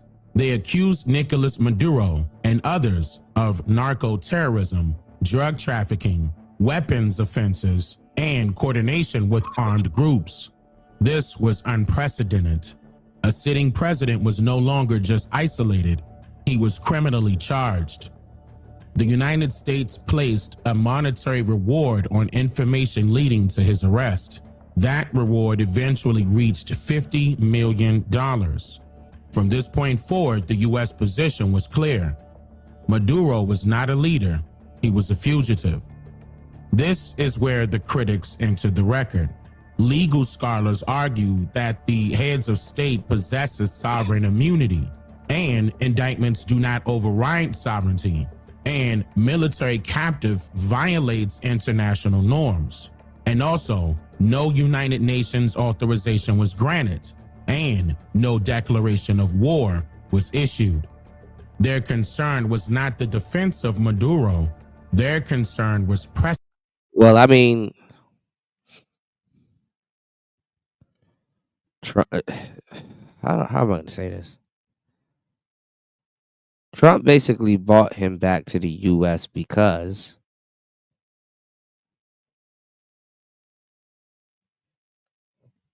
he broke some quote unquote U.S. laws. So if he's breaking U.S. laws and Trump brings him back to the U.S., I mean, he captured him. I mean, he literally captured the man.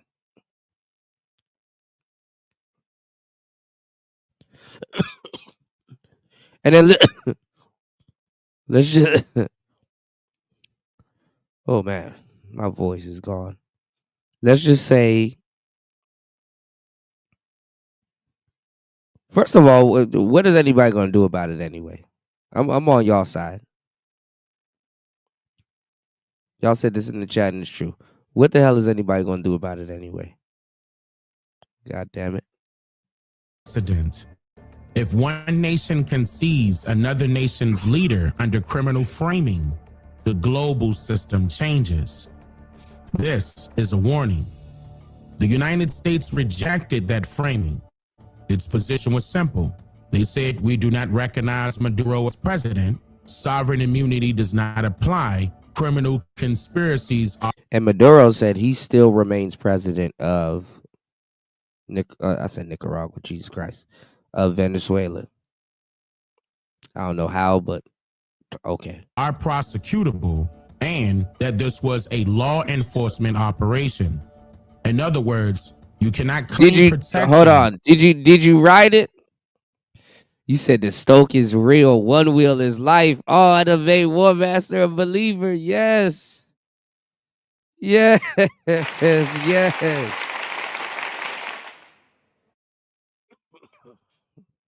Yes. Yes, sir. Welcome to the One Wheel Gang. From a title we do not acknowledge. This logic reframes the act entirely. Right, War now, Master. Whether the world accepts that logic is still unresolved. On January 3rd, 2026, U.S. forces captured Nicolas Maduro and transferred him to U.S. custody. There was no ambiguity. This was not symbolic. This was not rhetoric. This was execution of a long-standing position. Now, you know what would be super gangster? If Trump tells y'all to come get him. Because I was looking at a convoy in New York that was delivering him, I guess, to the courthouse or whatever. Yeah. You know what it's called, War Master? You gotta get some comfortable shoes. It's called foot fatigue. It's called foot fatigue. To many, it felt sudden, but it was not. It's because those are muscles that usually doesn't get worked out in your legs. It's called foot fatigue. Those are muscles that usually doesn't get worked out in your legs. So what happens is that when you're riding it, you're like literally your lower legs are like absorbing every rock and crevice that's in the ground and stuff through the tire. And it works out. Dang, you were speeding on that joint. Top speed 12. Did you practice with it, or were you in delirium? Make sure you use your phone and go into delirium. Oh man, this is awesome. Let me know if you need me to drop the link. This is awesome. Felt sudden because the public saw the endpoint without the pathway. Years of sanctions, delegitimization, indictments, rewards, and diplomatic breakdown were compressed into a single headline. History rarely announces itself clearly. It accumulates quietly. This moment forces an uncomfortable question. Where does law end and power begin? I think we have to really ask ourselves what is truly the motivation behind why the U.S. is invading Venezuela, because frankly, that has been muddled. Raquel Aldana, an expert in immigration law, says the strikes come after months of building tension in the region, with President Trump promoting the Brazil gonna try to negotiate Floyd for Maduro ouster as a way to stem the flow of drugs into the U.S. It was a force against a heavily fortified military fortress in the heart of Caracas to bring outlaw dictator Nicolas Maduro to justice, while also giving the U.S. a greater stake in the country and control. If you can, I don't know if they have it, but turn on Simple Stop. Turn on Simple Stop if they updated the app and they have it. Control of its oil. We're going to take back the oil that, frankly, we should have taken back a long time ago. We're going to run the country until such time as we can do a safe, proper, and judicious transition. Either of those two examples, even if we take them at face value, are not valid reasons to invade a country. This story topping international headlines tonight, from Cuba to Miami to here in Atlanta, even the nation. Bro, Bear Slick tires get a lot of traction in snow, rocks, and everything. Capital demonstrators are rallying across the Americas in response to this attack. Some are celebrating the capture of President Maduro, while others are protesting, chanting "No war on Venezuela." This is a government making a decision that could plunge an entire region into war without any sort of approval from Congress. There's no representation occurring on our government right now. So what I want to see happen is the end of the sanctions regime against Venezuela. No more bombing campaigns. The president needs to be Shut your black ass up. returned immediately because, again, it's sick and sadistic to steal the president of another country. Mayor Karen Bass saying in a statement, quote, the administration's reckless decision to strike Venezuela to remove Nicolas Maduro risks chaos, violence, and entrenching the United States in a conflict the American people did not ask for. Los Angeles will continue to stand for peace, democracy, and diplomacy.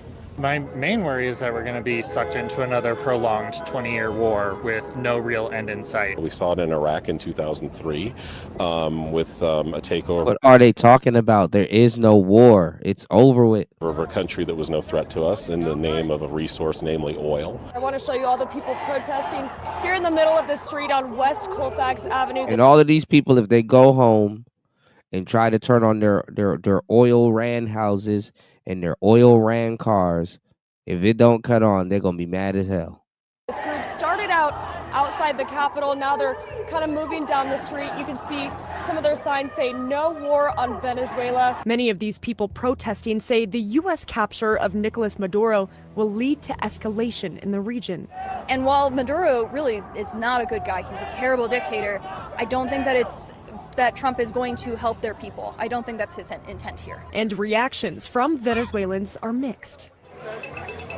Some celebrating in the streets in places like Miami. I can't tell you how happy I am. There's tears in my eyes. We've been waiting for this moment since 1998. While others, like Omelis Marchan, a Venezuelan living in Denver, say celebrating this moment is ignorant. She came to the U.S. with her family in 2023 to escape crime in Venezuela. ¿Qué vamos a celebrar? They're celebrating what exactly? The fall of people in Venezuela, the deaths that have happened. Her father, uncles, and her husband live in Caracas. She says her family is living in a state of fear, not sure what will happen tomorrow, and not sure what President Trump is planning for Venezuelans. There's a lot of people who are saying, yes, we need someone to intervene, but they don't know what an intervention is. They don't understand that what they're seeing in the poverty right now in Venezuela is only going to lead to more poverty after this and more need in the country. Some would say justice was served. Some would say sovereignty was violated. Well, I think that's because, yeah, they said, and he said they stole equipment and oil. I think these guys have seen what the Democrats have done to these other countries, so they think it's going to be the same way. Some would say order was enforced. Some would say chaos was invited. All of those views exist because history allows them to. But this event does not end with custody. It continues in international courts, diplomatic realignment, economic consequence, and global precedent. Other nations are watching, not because they support Maduro, but because they're measuring risk. History would not judge this moment emotionally. It would judge it by what precedent was set, what power was normalized, what protections were weakened, and what comes next. So this is not a conclusion. This is a checkpoint. And now you understand how we got here. I'm Dane Calloway, and I'm just here to make you think. Shout outs to Dane Calloway. This actually was a great breakdown. And he didn't insert no weird black rhetoric But you into got it. to have vision.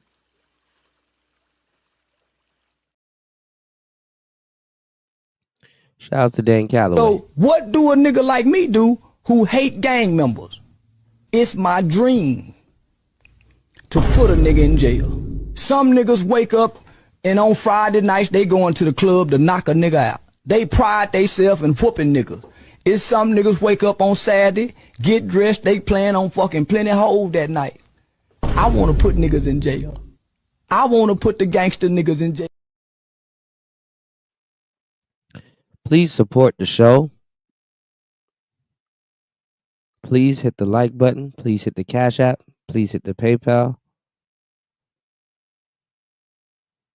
Bringing y'all a great show. We're already an hour and 47 minutes into the madness.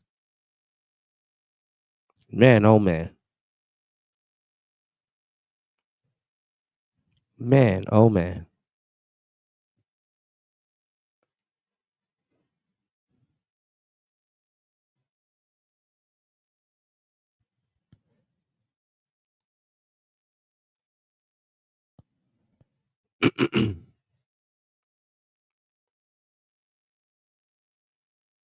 So much stuff to talk about.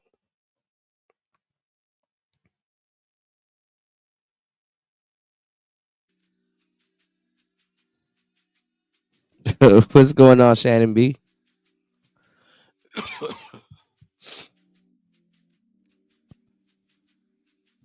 Good to see you, man. Happy New Year. I'm really trying to get an Xbox at this point. You know, I got a little bit of good news. You know, late last month. I got one more obstacle. Well, I got 1.5 more obstacles to get out the way.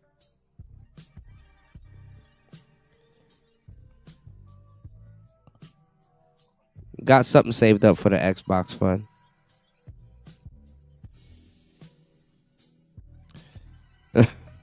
War Master. Oh my goodness.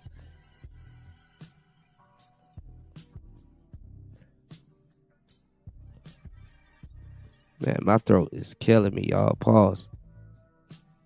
Shouts to War Master on a successful trip.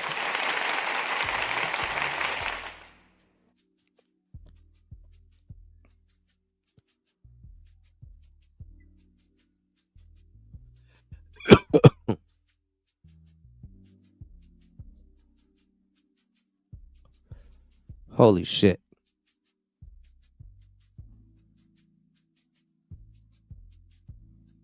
Give me 1 second, y'all. Shout outs to War Master dropping the, oh my goodness. Huge. I didn't even notice. Huge. 50 nifty on the Cash App. Hold on, y'all. All right, we going. What a money reside, what a money reside, what a money reside, what a money reside. Okay, let me tell y'all something. I'm doing something real big this month. Any deal that y'all got and they beating us, I'm gonna be about $400. Just give me your pen and the paper, because I'm at what the what? What a money reside, what a money reside, what a money reside, what a money reside. Okay, I told y'all before, y'all know what I do. I give all these good deals and everything else. Y'all better ask about me, because I do on that all the time. And that's on who? Mary Had a Little Lamb. Okay. Or Master.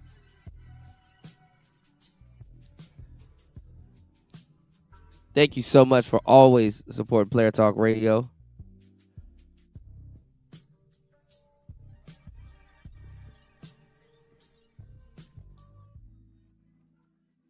Let's get it. It's Player Talk. If Jesus can't save these hoes, why are you trying? What make you think you greater than Jesus, nigga? If Jesus can't save these hoes, why are you trying? Why are you trying, nigga? If Jesus can't save these hoes, why are you trying? Why are you trying? What make you think you greater than Jesus, nigga? What make you think you greater than Jesus? What make you think you greater than Jesus, nigga? What make you think you greater than Jesus? What make you think you greater than Jesus? Swing the remix God! Can't save these hoes. Can't save these hoes, nigga.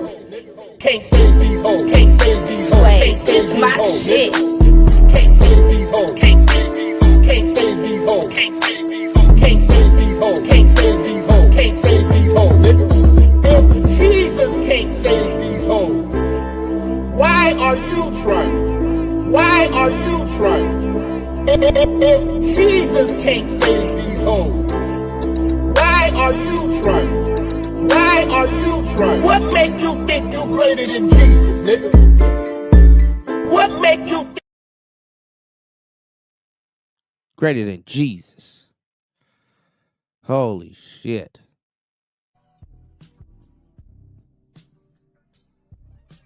Shout outs to War Master. Man, we throwing all of this stuff back for old time's sake, y'all. Old time's sake, all right? Oil.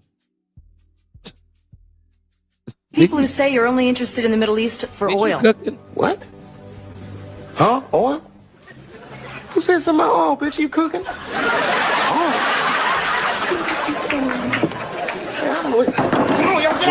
What about people who say you're only interested in the Middle East for oil? What? Huh? Oil? Who said something about oil, bitch? You cooking?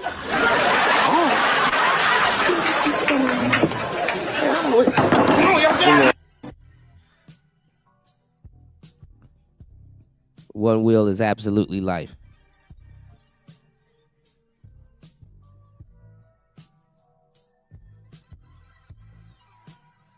So we gonna see what they say about, we're gonna see what they say about,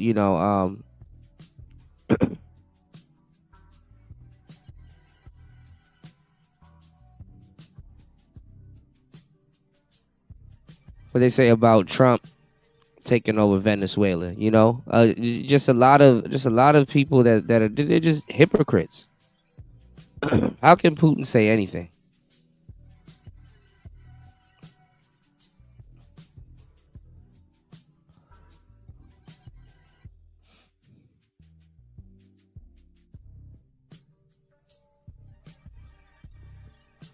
Hold on, I gotta find a video that Party sent me. Let's get back into it. Give me 1 second. I'm joined now by All Rise News' Adam Klasfeld. Adam, you are in New York right now at the arraignment for Nicolas Maduro, the former or ousted president of Venezuela, who was brought to the U.S. So first and foremost, can you talk about what happened at the? What I tell you? Hold on. Shout outs to War Master, bro. I'm telling you, I was. I'm so happy, bro. You're gonna be surfing on that thing, but be careful because them nosedives are no fucking joke. I'm surprised you know how to use it to get back and forth, bro. It took me like a whole weekend to really learn how to use it, but bro,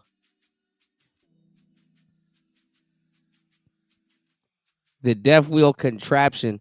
Are you regular or goofy? Like, are you riding with your left side forward or your right side forward? Because I do need to learn how to ride switch. He said one wheel doesn't like Raven Knight. We're gonna get Raven on his also. We're gonna have a one wheel club, y'all.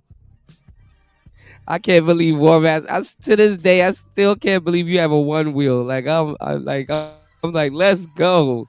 Let's go. The arraignment, in essence, was Nicolas Maduro and his Now, all I need to is get an Xbox and persuade you to play Persona.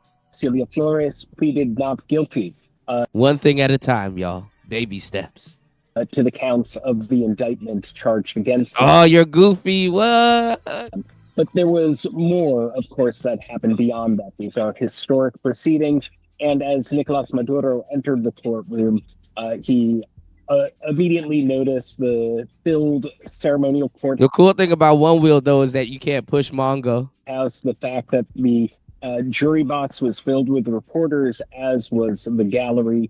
He greeted them Happy New Year 3 times before sitting down. And these are, if you've ever attended an arraignment, these are very formal proceedings. You are alerted of your rights.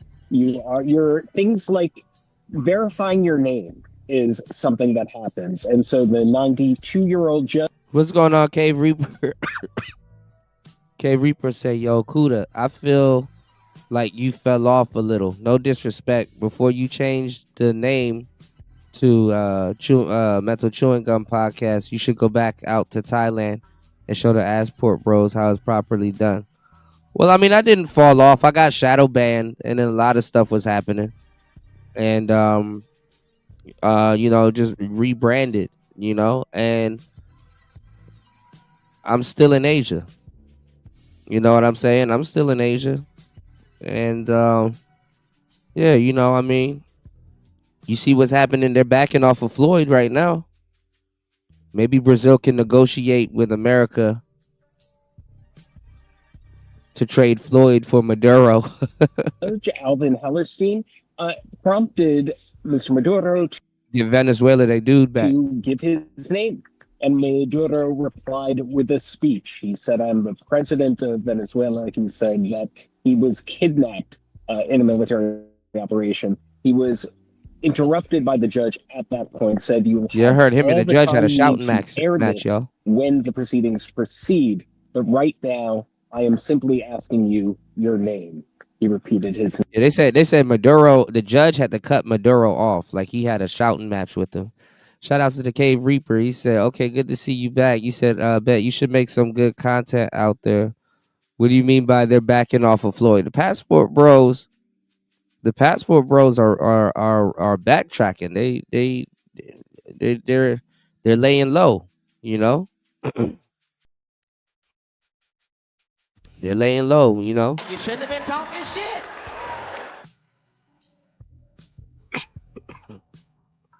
They're laying low off of Floyd, you know?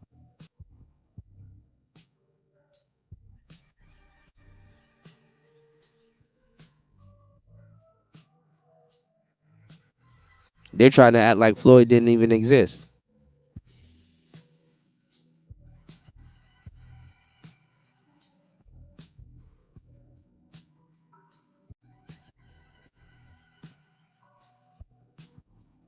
You know?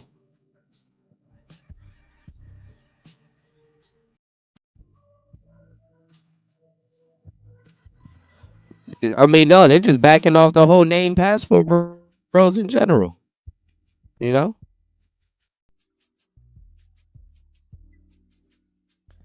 I think they're really trying to, I think they're really trying to get Austin, honestly, to tell you the truth.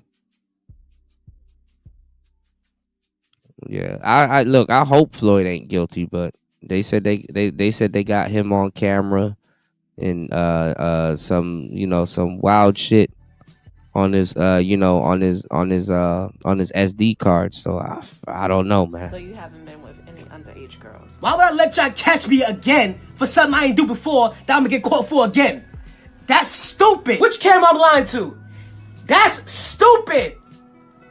That's not even common sense. Where's your common? That's stupid. What about the alleged unspeakable things in the dark room? Woo!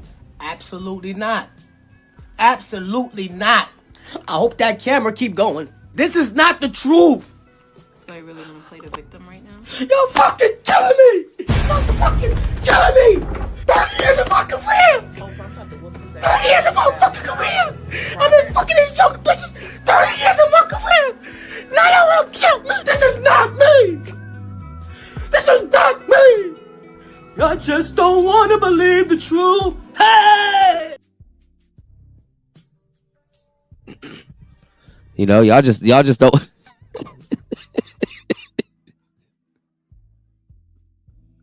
Y'all just don't want to believe the truth, man. Camera on me? Yes, it's on. That's stupid. Use your common sense. And so quite a lot happened surrounding the proceedings. There was a man in the gallery, Pedro Rojas, who, when Maduro started on that speech, when he described himself as the president of Venezuela, shouted out "Jamás," meaning never in Spanish. And there was a little exchange with them at the end of the proceedings. Tensions are high, Mr. Rojas said outside the courtroom, speaking to reporters, that he himself was targeted by the government, which is what brought him there to watch the proceedings. All right, so I have a few questions here, but the first, and this might betray a little of my naivety on this topic, but can you talk about the legality? I mean, they always back off of stuff, bro. They always back off of stuff. I mean, when the red pill got hot, everybody all of a sudden wasn't red pill when people start getting their name put on FBI lists and stuff. So, you know, of basically extracting a world leader, a president of a different country, and bringing them into the United States. And I mean, does that open the floodgates for any foreign leader who we view as a criminal to be extracted and brought to the United States? It's an absolutely great question, Brian, and we found out today that it is a question that will be litigated in these proceedings. Nicolas Maduro is represented by Julian Assange's attorney, Barry Pollock, also by David Wickstrom, who is a public defender who previously represented a co-defendant of former Honduran President Juan Orlando Hernandez, who Trump pardoned. So to your question, Brian, the legality of the raid that whisked Maduro to this New York federal courthouse today is something that Barry Pollock, his attorney, shouts to Bronze Flat Power God in the building. Happy New Year, man. I expect the government to say that this happened with former Panamanian dictator Manuel Noriega back in the 1980s under George H.W. Bush. But I expect that this will be distinguished by the fact that the Panamanian government at the time declared war on the United States. Courts will have to grapple with the fact of what guardrails, if there is an indictment anywhere in the world, will an indictment justify taking away a purported head of state or any national anywhere? It is a formal extradition process, a thing of the past. In the Noriega case, Noriega's convictions for drug trafficking and other offenses were affirmed. And so there is precedent for something like this happening. Although we heard today from Barry Pollock, the defense attorney for Mr. Maduro, that he will challenge it. They are going to claim that Mr. Maduro has sovereign immunity, and I expect that the U.S. government will say that he has been illegitimately serving as the president of Venezuela since the 2018 election and the National Assembly declaring Mr. Maduro a usurper in 2019. So the question that you pose is a very good one. It's one that we will hear more about. There's going to be a hearing in this very courthouse right behind me on March 17th that I think will engage in these very questions. I mean, would this lead us into a world where, you know, if an opponent of Vladimir Putin comes into office and says, well, Putin clearly didn't win his election with 98% of the vote or whatever vote total he claims to have gotten, and so does that give us grounds then to go into Russia, into the Kremlin, and just, you know, pluck Vladimir Putin out of office and bring him into the United States in very much the same way that Nicolas Maduro was? Right. I mean, we could have plucked Vladimir Putin a couple of times. I mean, Trump had some, what was it? What were those, y'all? B-16s? He had some B-16s flying over Putin. Like, hey, man, get your mind right. Next time you see these planes, them guns gonna be pointed at you. So, I mean, to your point, Brian, there are two different things that we're grappling with. This is U.S. law and the entire international order. And you talk about other authoritarian rulers anywhere around the globe. These are norms that are going to be set around the world. What about other governments? One of the benefits we have as a U.S. citizen is that if a foreign dictatorship decides that someone has committed a crime because they have spoken badly about the regime, that our courts are there as a bulwark, that you can go to your court. There will be a formal extradition process. You can contest it. Are we moving? I mean, which between Greenland, Canada, and let's just say Cuba, which country you think is next?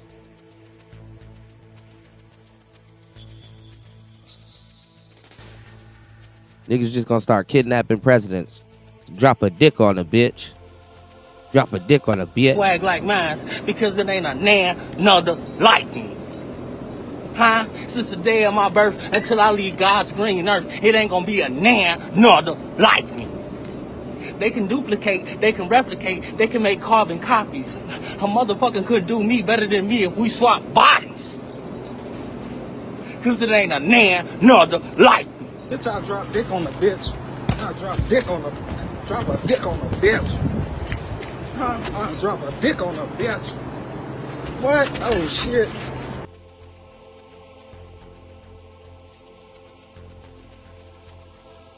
Took over Venezuela in less than 5 hours, y'all. Into a war. And I think this is going to be part of the broader conversation. And it was, and it actually was pretty brilliant too. So what they were doing, they were using helicopters. They were using helicopters.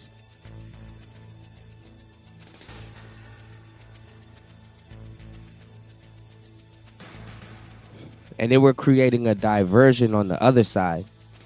And after they created the diversion, they was over there plucking old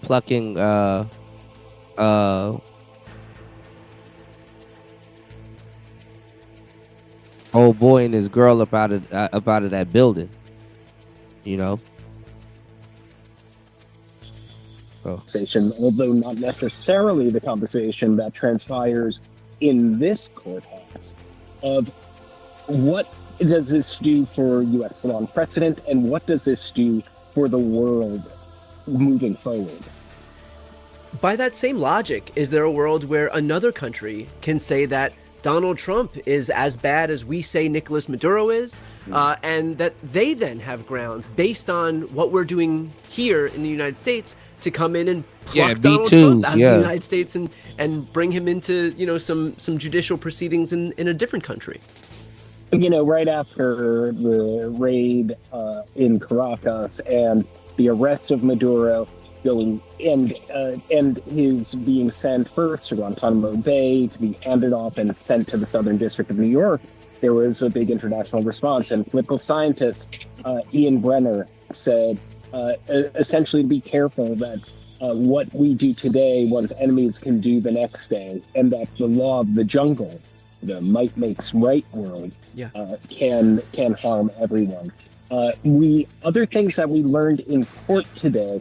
I would say that, so Celia Cruz, you could see at the defense table, had a bandage over her right eye, some on her temple, and so she appeared a little injured, and her attorney made a point to say that he wanted a medical examination, that these are injuries he said that she sustained during the raid on the compound. I expect that.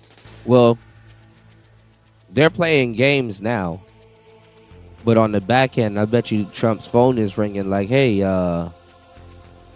can we get in on some of those minerals?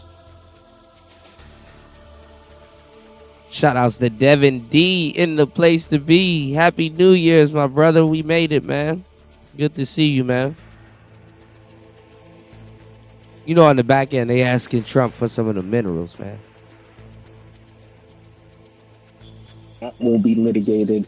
We're going to hear a lot more about this. This is, once things come to court, what is going to be explored are, for one, the allegations of the indictment, the narco trafficking conspiracy, the allegations of terrorism links, and all of that, yes, but also the legality of the raid. What actually happened? What sovereign immunity arguments are there? And what kind of world are we going to have going forward in terms of U.S. law and the international world? Adam, does the fact that Trump just pardoned the former Honduran president for basically importing 400 tons of drugs into the United States, does that undermine this case where the U.S. government claims to take such a hard line against narco terrorists when the last thing they did with the previous narco terrorist, who just so happened to be another South American world leader, was to basically give that person immunity? So we'll see if Maduro's lawyers bring it up. It certainly undermines the public rationale for this.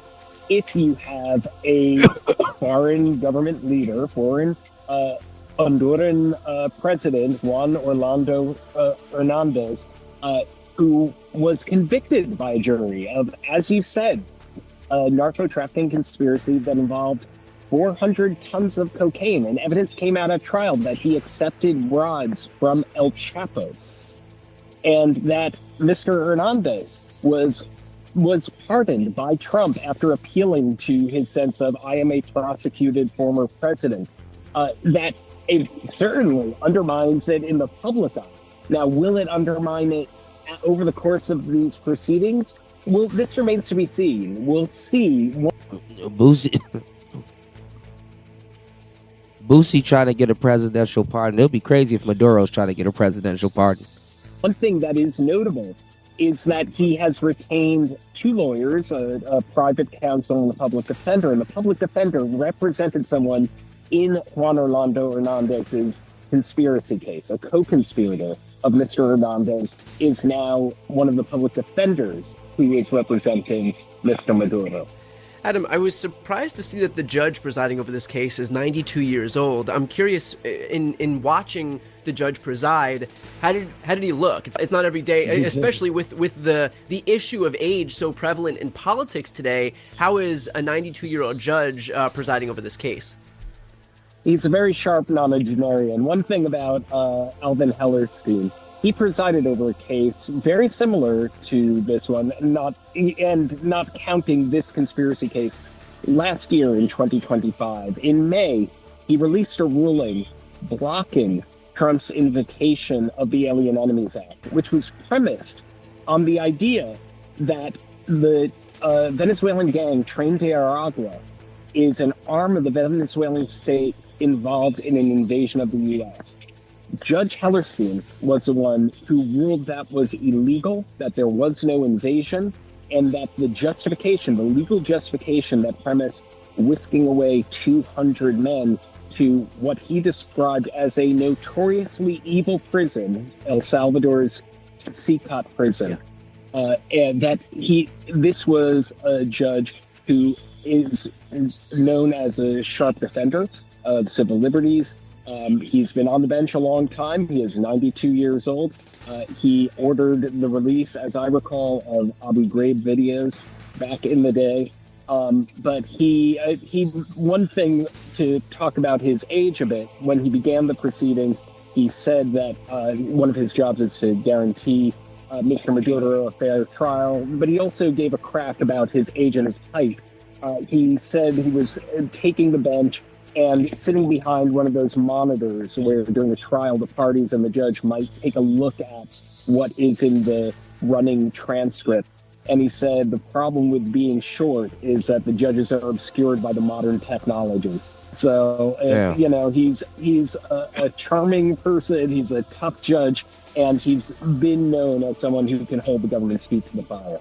Last question here, Adam. What is the environment like there? I mean, this is a historic moment that you're right in the middle of, where the U.S. has basically extradited a sitting president of a foreign country into a federal courtroom in New York. And so, what is the atmosphere like where you are?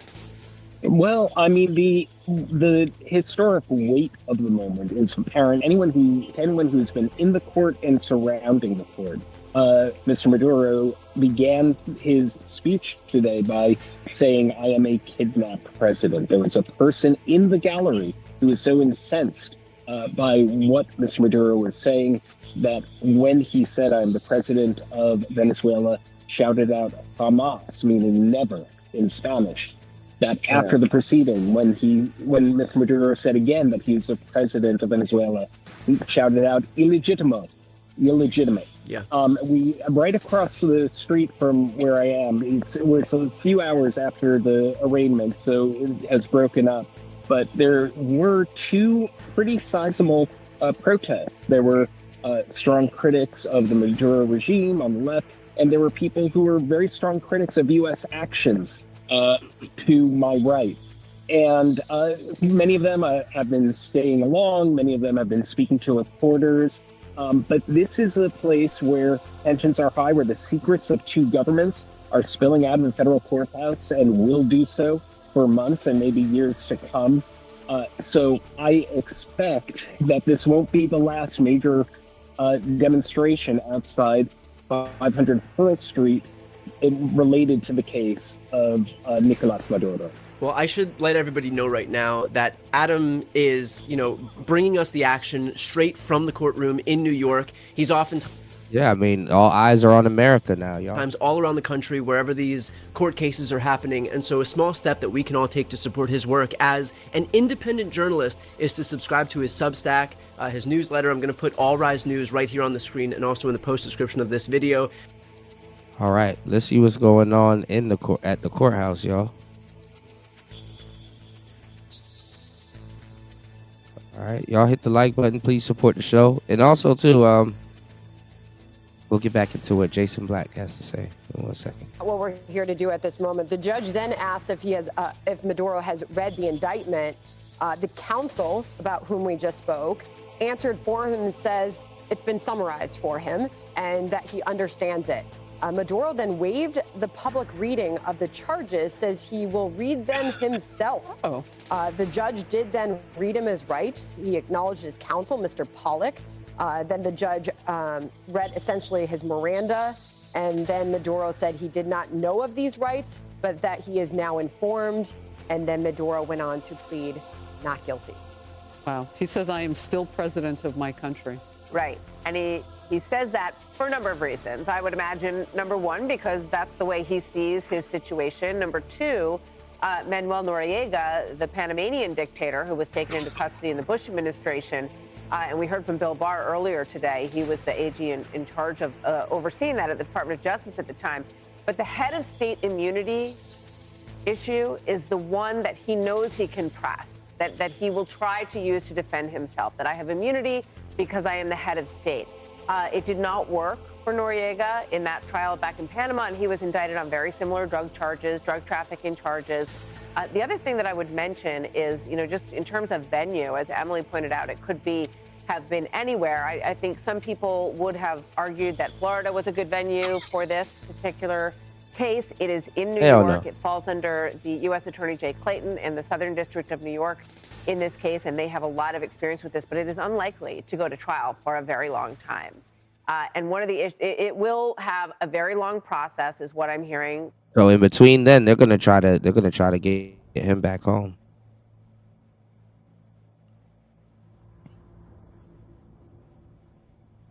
They really got to negotiate with Trump now. So I don't know what Putin is gonna do. Trump gonna be like, "Hey, stop the war."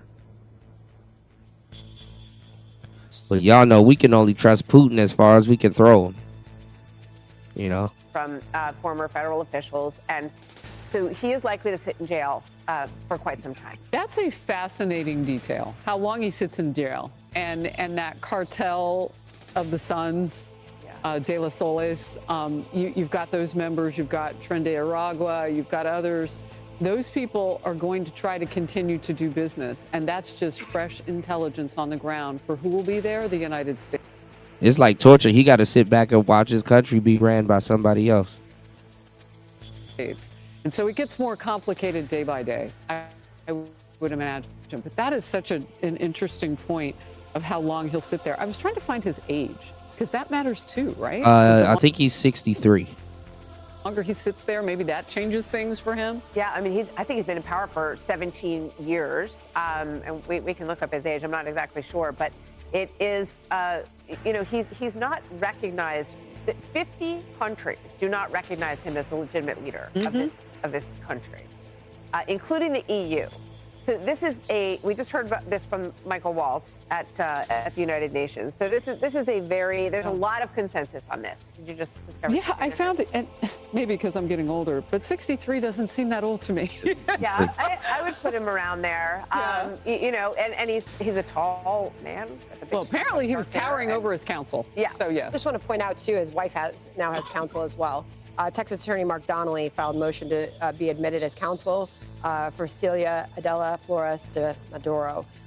So I believe that there are something is happening with her right now, according to Paul's notes in the room. It appears we are getting a sense of a very defiant Maduro in this courtroom, insisting he has done nothing wrong repeatedly to the point where the judge has had to stop him from talking. Yeah, and he said, well, we could talk about the 4 counts and the fact that you want to, say that you're not guilty to all 4, but we're not doing it today. I want to bring in Carrie Bond. Again, we have a team of people who are watching this for us, legal experts, and we also have Paul Mauro who is a legal expert as well, former NYPD, and has been inside that courtroom many times. He's at the courthouse. So, Carrie Urban, I want to go to you now about the defiance that we are hearing reported inside the courtroom. And was that anticipated? Does that matter? Yes. Well, the fact that he's wearing a black shirt on top of his orange jumpsuit, that's defiance in a T-shirt, right? It's symbolizing control. It's saying, look, I'm doing what I want to do still, and I'm in charge.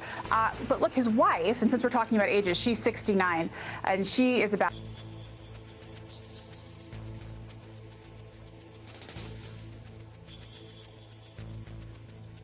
Yeah. I ain't gonna lie, I'm getting cooked.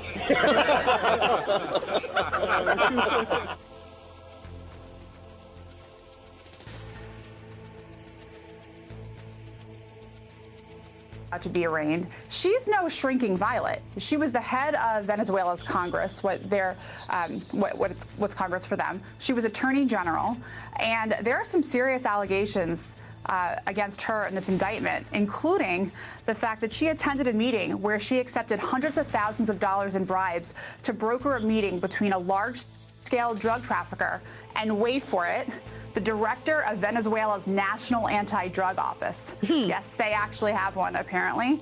Her nephews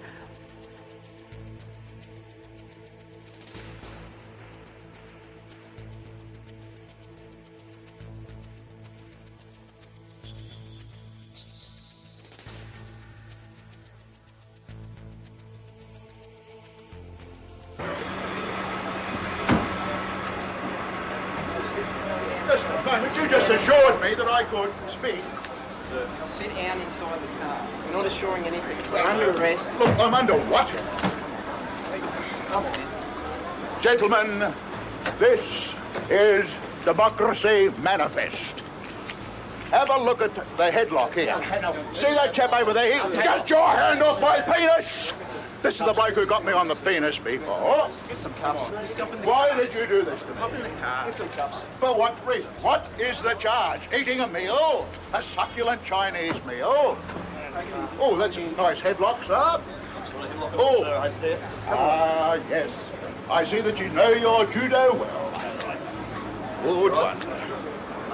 And you, sir, are you waiting to receive my limp penis? How dare get your hands off there. Oh, we've only got one cup. Ta-ta and farewell. One cup, look. Slave and broke.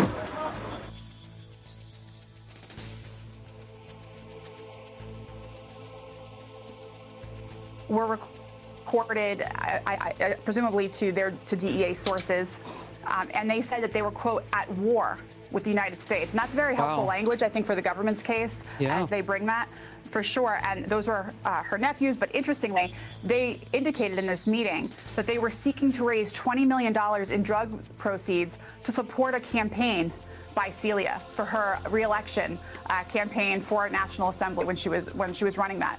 So it's quite a family operation that has been using the Venezuelan government as a front for this international drug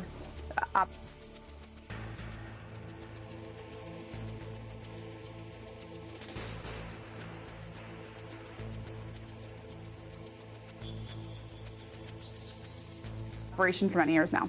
So, you know, the most recent video that I remember where we saw anything coming from Maduro was in that moving car where he was saying, you know, come and get me, and, you know, he's not afraid of anything.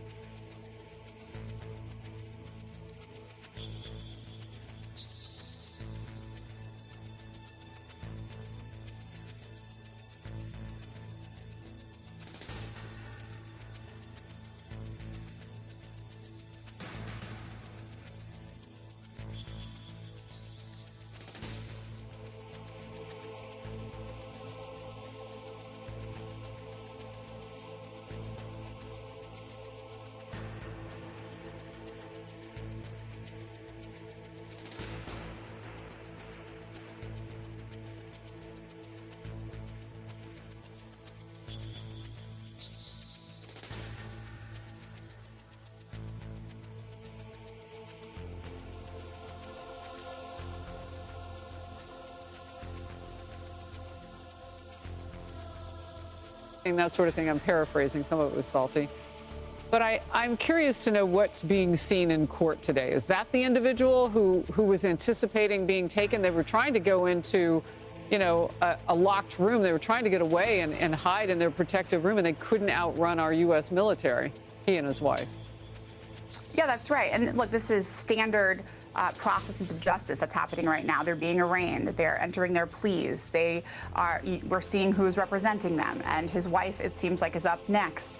The fact that he wants to read, apparently, the charges himself, I think you just said that out loud. I didn't see that in the notes, but that's quite interesting as well.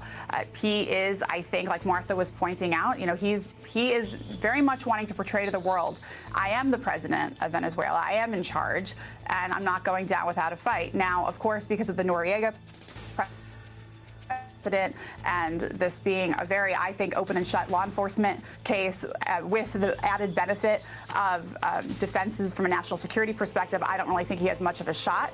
But this is going to take some time, and it'll be interesting to see how it all plays out. So it's interesting from our team, our producing team, and also Paul Morrow in the courthouse.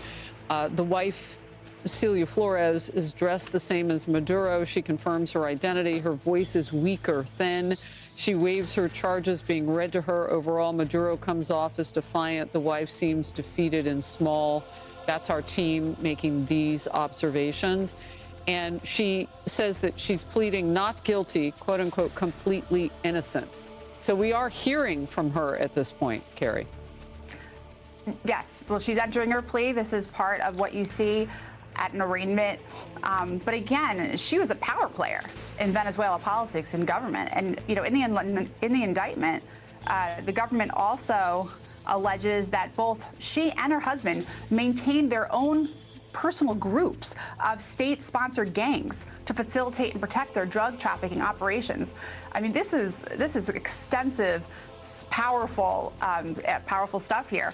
And she appears to be right there with Maduro all along. In fact, there's some local reporting that I was looking at earlier that has suggested along the way that she may be even more astute than he is, and that she may actually behind the scenes even be more powerful. So while I'm looking at Maduro for sure, because obviously he's the one in charge, I personally am just as interested in his wife and seeing what happens there. Yeah, and look, I want to remind everybody, we are joined today by Trey Gowdy, Jonathan Turley, Donna Rotunno, who we've seen this hour, and Carrie Urban as our legal expert standing by. But I want to bring it to the couch for right now. Inside the courtroom, prosecutor just stated that the defendants have the right to request consular consultation. That is to consult with the Venezuelan consultation. Judge reads this to the two defendants, and then they both stand and say, yes, they want that. This will be scheduled. Emily. Yes, and interestingly, after that, so the judge also reminds everyone about the Brady obligations, sort of interrupting the prosecutor to state so, which effectively means that the prosecution has to present all evidence, give all evidence to the respective defendants' attorneys. And they say, of course, I will comply. Of course, we will do this. I note, too, just to take a step back, that the judge opened the proceeding by making a broader statement about how he will ensure a fair trial. And you and I, all of us have here on the couch, covered very extensively the amount of trials where the judge does that, these high-profile trials where from the beginning the judge makes a statement that says, essentially, have no fear, we are impervious to political pressure, we will stick to the letter of the law, processes everything, the defendants will receive a fair trial, even if we have... But I mean, what happens if he's not guilty?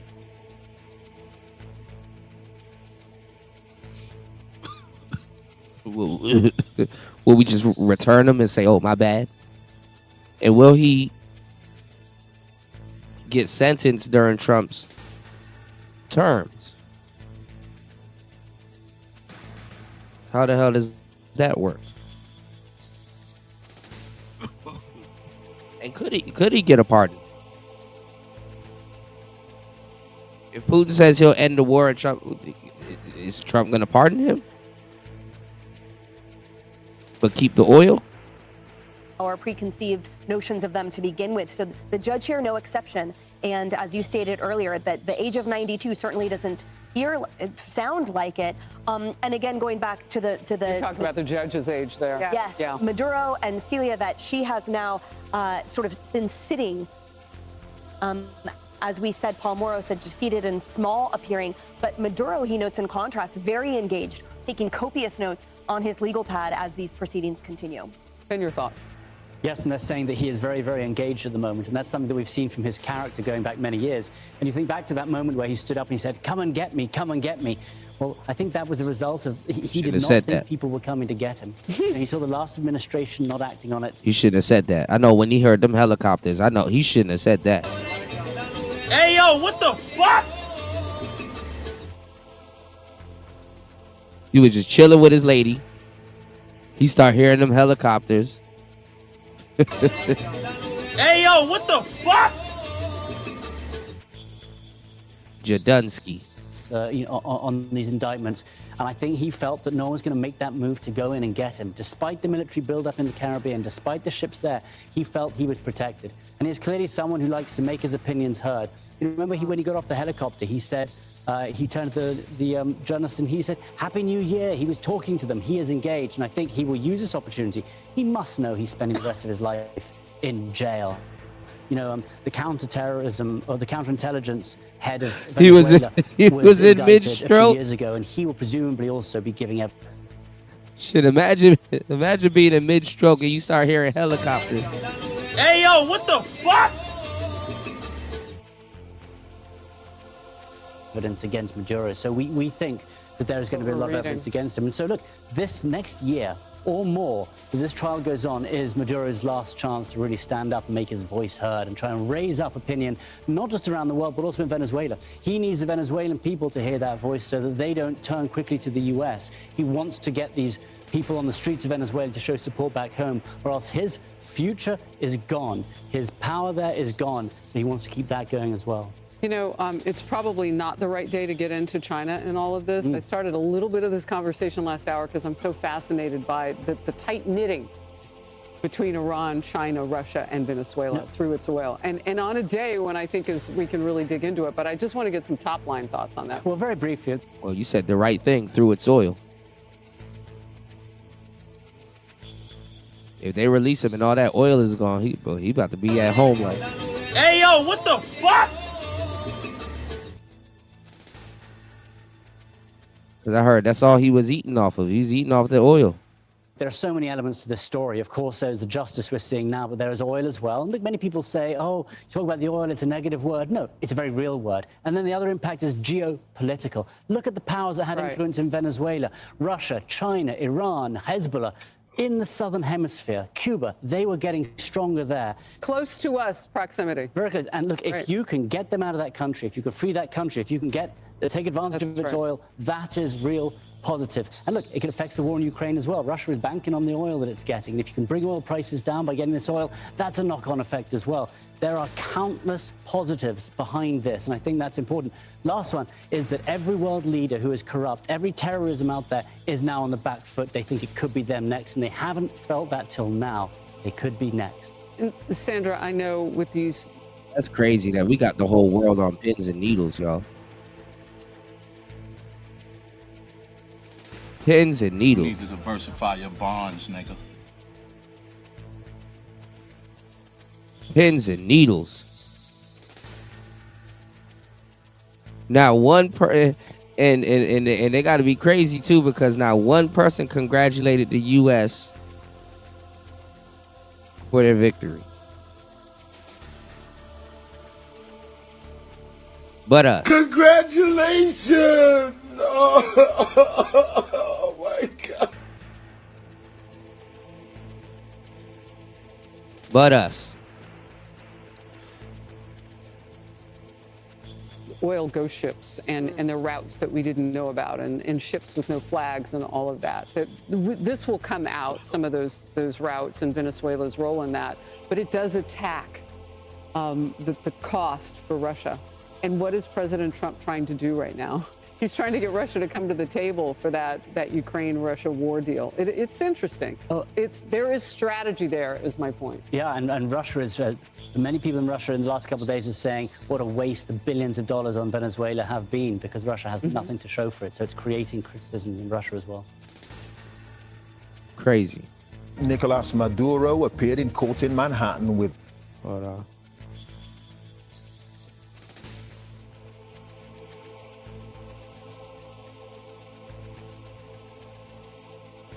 2026, and Donald Trump decided to bomb Caracas to be able to take Nicolas Maduro and his wife back to the United States to face a federal indictment out of the Southern District of New York. There are so many questions swirling about the legalities under domestic and international law as to what just happened over the weekend. What's going to happen moving forward with that federal indictment against Maduro and his wife? And does this have any kind of collateral and consequential, kind of impacts or effects on things like the Alien Enemies Act? To answer all of my questions, I called on my good friend and colleague, Georgetown law professor Steve Vladeck, to be able to explain it all.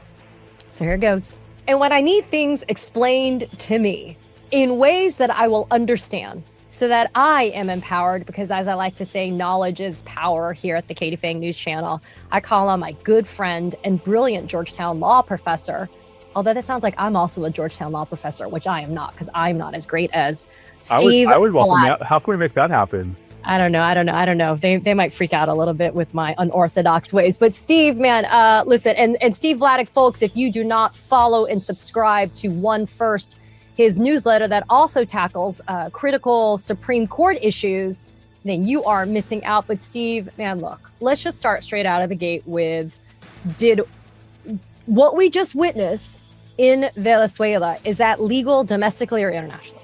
No. Good to see you, Katie. Talk to you next week. It was good to see you, man. Peace out. Thanks for coming to our Tech Talk, people. It was good to see you. Okay, so let's start with you just go. Yeah. You know what? Just go. Just explain what the hell is going on. So let's, it might be helpful to break apart the domestic and international law questions. Please.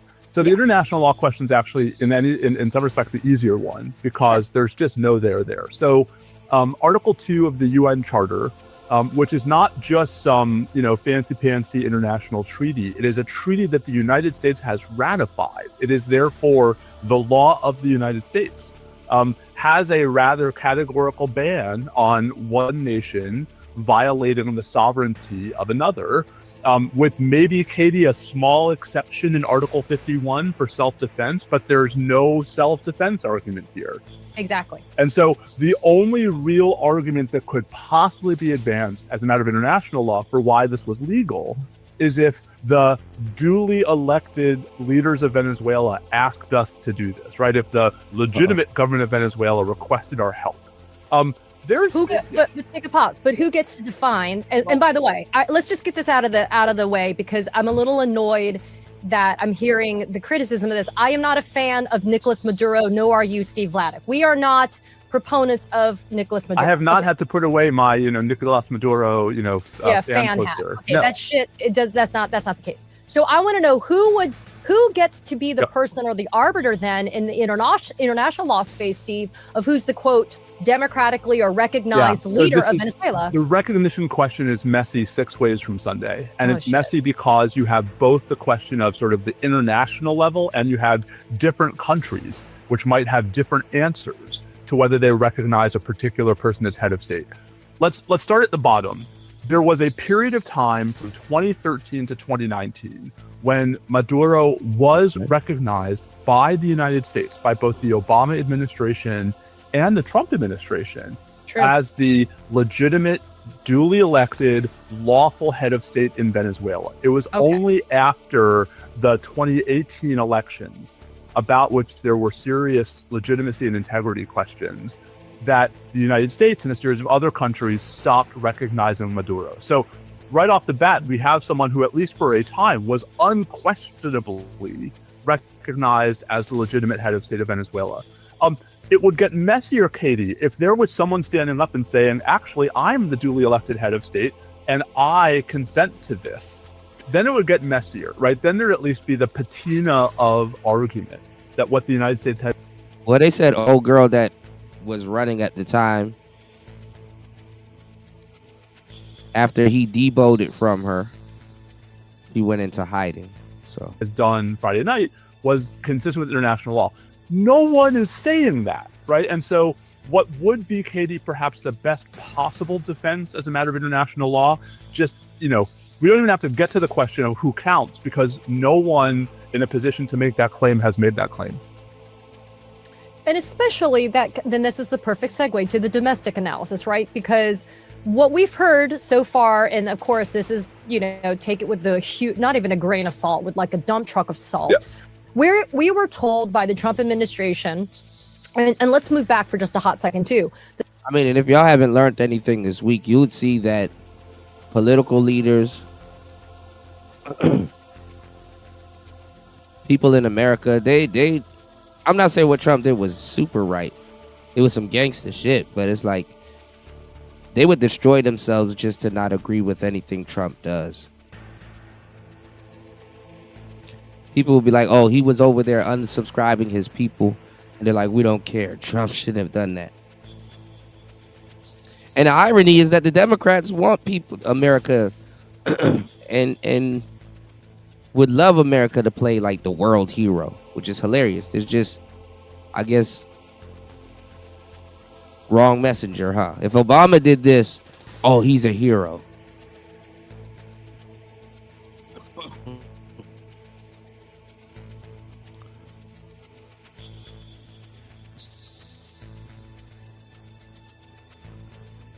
But it's not even that. I think a lot of the other countries wouldn't like it either if America did this just in general.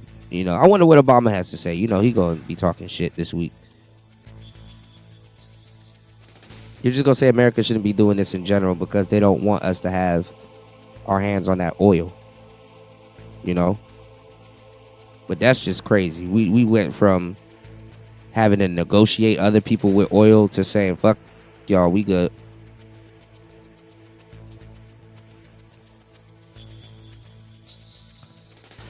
Shit, at this point, we could just let the Middle East just destroy themselves. Like, we really can be self-sustaining now. Like, remember, South America, there's certain parts of South America, if you look at the coastlines, right, y'all, it lines up with Africa still to this day. The rocks and everything. South America got a lot of minerals and resources. I just don't know why this man had to run his mouth. Colombia wants to get took.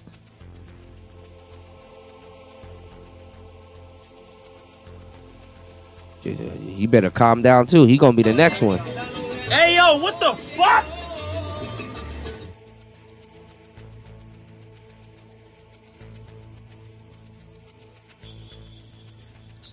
Greenland.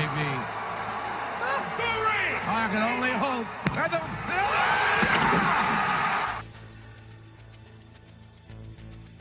We just gonna be taking everything out here, y'all. The Trump administration, via Secretary of State Marco Rubio, made affirmative representations to members of Congress who have not declared. We're not at war with Venezuela. I just want to make sure this is clear. There's no congressional authorization of war People keep saying we're at war. It's like, no, whatever you thought was happening is done already. with Venezuela. But Marco Rubio affirmatively stated to members of Congress that this is not a regime change. We are not seeking a regime change in Venezuela. We are not seeking to replace Maduro as head of state or unrecognized head of state with someone else. In fact, the only excuse we were given, although Trump did spend a shitload of time on Saturday doing that presser talking about oil, we were told that the United States law enforcement facilitated the involuntary extradition of Nicolas Maduro to the United States to face an indictment out of the Southern District of New York. Right? If we want to be really technical, I think the correct legal term is rendition. Oh, yeah. Touche. Yeah. So rendition occurred on Friday. Yes. Rendition definitely being an involuntary act of Nicolas Maduro to the United States to face a multi-count federal indictment out of the Southern District of New York. So this is a law enforcement function, correct? And so far, right, let's back up. You said something that I don't want to gloss over, which is there has been no consistent explanation for any of this from the Trump administration. There was the president's bumbling press conference on Saturday. He don't have to lie. He's like, yeah, I did it. What y'all gonna do? There are things that Marco Rubio says he's told people. There are things that, like, Mike Lee has said Marco Rubio told him. But Katie, the best we can piece together is that what you said is right. We still think Delcy Rodriguez, who was Maduro's vice president, is actually the current at least de facto head of state in Venezuela. And the real argument appears to be sort of a classic tail wagging the dog, where it wasn't a military operation. It was an arrest operation, and the military was just there to protect those poor FBI guys who we sent into Venezuela in a naked violation of Venezuelan sovereignty from the possibility that Venezuela might shoot at them. So how do we send American FBI agents onto foreign soil surrounded and protected by United States American military? So what the Trump administration appears to be doing, and I want to stress appears because we haven't seen any formal legal rationale, is mushing together two different lines of argument that have been made by the Justice Department in the past, Katie, but never embraced by courts. So the first line is the FBI line. And there's this, as you know, deeply controversial OLC memorandum. Office of Legal Counsel. Yep. That was written by then OLC Assistant Attorney General Bill Barr. Yes, the same Bill Barr in 1989. That concludes that the president has inherent constitutional power under Article 2 to send FBI agents onto foreign soil to effectuate arrests for violating the U.S. criminal statutes. So, Katie, you know this from your time as a prosecutor. There are a whole bunch of federal statutes that do have extraterritorial application, meaning that you can violate the law even if you're outside the U.S. So here's Barr saying, and beyond the normal extradition process, the FBI even could go into a country without their permission to arrest someone if there's a valid indictment in a. But what made this fucked up was that he was bombing the country, so he did attack the country. But what it did was it basically was a diversion. So while their military was focused on getting slapped from the other side, he was getting kidnapped from the other side. U.S. civilian federal court. And even more crazy, Barr says, the president has inherent constitutional authority, not just statutory authority, to send FBI agents to do that. So that's the first piece. The second piece is the notion that, in general, the president has Article 2 power to protect federal personnel from violent attack. And so, you can put troops in front of a federal courthouse, Katie. I was going to say, isn't this kind of what we were seeing with the federalization of the National Guard in these cities under this quote unquote theory or premise of protective power? Yeah, protective powers. Right. Yeah. And so basically the protective power and the Barr memo had a baby. And the Barr memo is the putative justification for sending the FBI into Venezuela without Venezuela's consent. And then the protective powers, our poor FBI guys might get shot at if we send them into Venezuela. We better send troops to protect them. And if that's not bootstrapping and the tail wagging the dog to a degree that just you've never seen before, I'm not sure what is. But that appears to be, Katie, how we got there. Steve, I want to just take a slight tiny little footnote detour right now about OLC, because OLC memos keep on getting invoked over time, but they're not law. OLC memos are not federal statutes. They're not law. They are, by definition, a memorandum. Listen, at strongest, a legal analysis suggesting a course of conduct. So the fact that you've said that these theories have yet to be tested, or strike that, have yet to be court approved, does it mean they haven't been tested yet in courts at the same time, or what? Yes, I mean, so as you might imagine, we haven't done a lot of these kinds of militarized extraterritorial arrest operations in our history. Understandably so. And I know we'll talk about Panama and we'll talk about Noriega, but sort of the short version of all of this is that I think even though those two threads both come from OLC, one is a lot more controversial. There is at least some acceptance, Katie, not just in the Justice Department, but out in the world of law professors and experts, that the protective power makes at least some sense, right? That FDR did not need an act of Congress to shoot down Japanese planes over Pearl Harbor on the morning of December 7th, 1941, right? That seems... I ain't gonna lie, America has I don't know why people don't understand. We have a big history of doing people dirty, bro. We did Japan dirty. We did them dirty. We did them dirty. Honestly, we be blitzkrieging people. For lack of a better word. You know, if y'all know what that, you know, if y'all know the history behind who invented the blitzkrieg like that. We be blitzkrieging the hell out of people. It's not insane. The Barr memo is what's insane. And the Barr memo is not just insane, Katie, it has been soundly... And the crazy part is that we don't have to. Debunked by, you know, everybody over the 37 years that it's been on. But then again, they were warned. So the books. Barr never even considers the fact that the UN Charter is actually ratified by the Senate and is therefore U.S. law, right? He never considers the sort of the war powers problem that the memo is basically saying the president can send troops into a foreign country without Congress saying anything, right? I mean, it's so, you know, OLC memos, we did this whole song and dance during the George W. Bush administration with the torture memos, right? Like these memos are very important from the perspective of providing internal legal rationalizations for what the executive branch is doing. They don't in any way establish legality, right? Like writing something that saying this is legal 10 times does not make it so. And so I guess, you know, part of the problem here is that we have a framework that is based on a highly controversial memorandum. Well, laws aren't really real until they get enforced. Technically. There really is no such thing as a law if it's not enforced, honestly. And then again, when you think you make it away with something, it's like it's up to somebody to decide to enforce it. So that has been, you know, soundly discredited for 37 years, only to have the Trump administration dust it off because no one else is going to hold it to account. And you mentioned, you said something a couple of minutes ago, Steve, that we are going to assume what's happening here because we have yet to actually read or hear formal legal rationale set forth by the Trump administration. I would say reasonably we can anticipate that in a legal filing, correct? Like, you know, let's just say there's a motion to dismiss, and I'm getting a little bit ahead of ourselves a little bit, but say there's a motion to dismiss filed by Maduro and his wife to get rid of that indictment, and then the government has to respond as to how it was legal that they were able to obtain him. And we'll get into Kara-Frisbee in a second.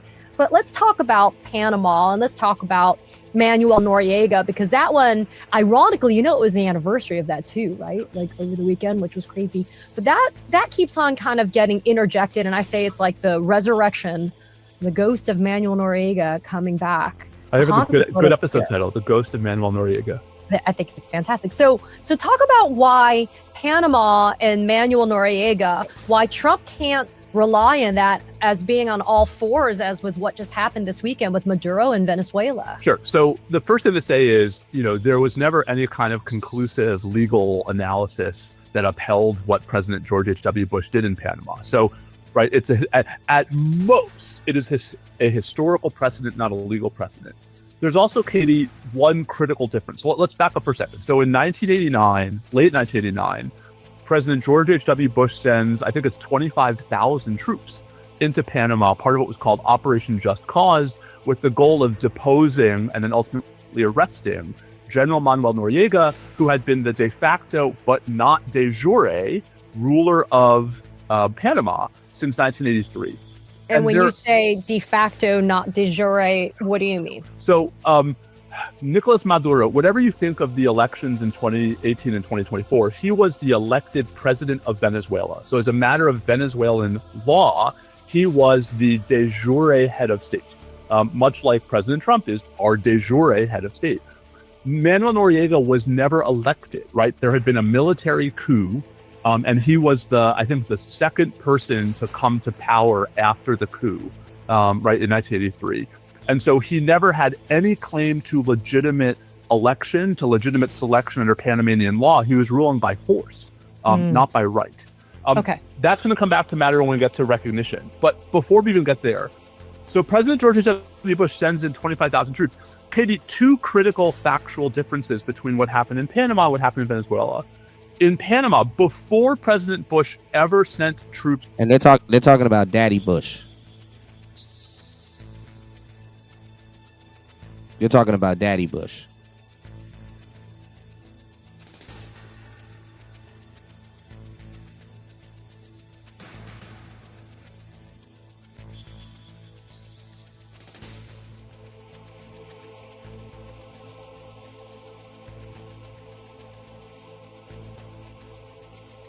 All right, let's go.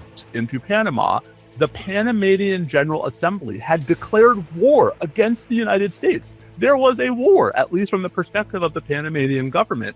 And then second, not only was there a war on paper, but there had been attacks against U.S. personnel who were already stationed in Panama, including the murder of one Marine. So, you know, I don't know that I'm sort of comfortable saying that therefore President George W. Bush was totally legally justified in what he did, but at the very least there was a provocation. There was a declaration of war by the foreign nation before we ever. I mean, so a nigga yelling and talking shit, talking about some come and get me. That's not provoking somebody.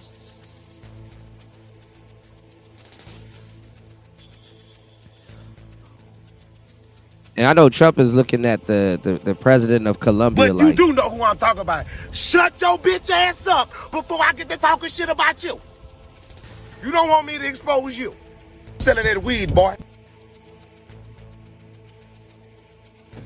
But you do know who I'm talking about. Shut your bitch ass up before I get to talking shit about you. You don't want me to expose you. Selling that weed, boy. nobody's safe. He looking at Greenland like. But you do know who I'm talking about. Shut your bitch ass up before I get to talking shit about you. You don't want me to expose you. Selling that weed, boy. He looking at but Canada. You do know who I'm talking about. Shut your bitch ass up before I get to talking shit about you. You don't want me to expose you. Selling that weed, boy. He looking at Mexico but you like. do know who I'm talking about. Shut your bitch ass up before I get to talking shit about you. You don't want me to expose you. Selling that weed, boy. And let's not forget Cuba. But you do know who I'm talking about. Shut your bitch ass up before I get to talking shit about you. You don't want me to expose you. Selling that weed, boy. Did anything? Did the United States declare war against by Congress? So no, we didn't, which is part of the problem. And so I think you could still make a pretty good argument that as a matter of domestic law, actually what we did in Panama was unlawful. But the international law question is much harder for those reasons, right? Because the Panamanian legislature had declared war, because there had already been an act of armed aggression against U.S. personnel. Now you have more of a self-defense argument under the UN Charter. So that's, the Panama scenario, I think both is not a legal precedent and also I think can be distinguished. The other piece of this also is that, again, unlike in Panama, here, we may think that the 2018 and 2024 Venezuelan elections were illegitimate. Maduro was still, at least nominally elected by the people of Venezuela in a way that Noriega never was. And I think that's relevant politically, and I think it's also going to be relevant as we turn toward what happens to Maduro himself in this criminal prosecution.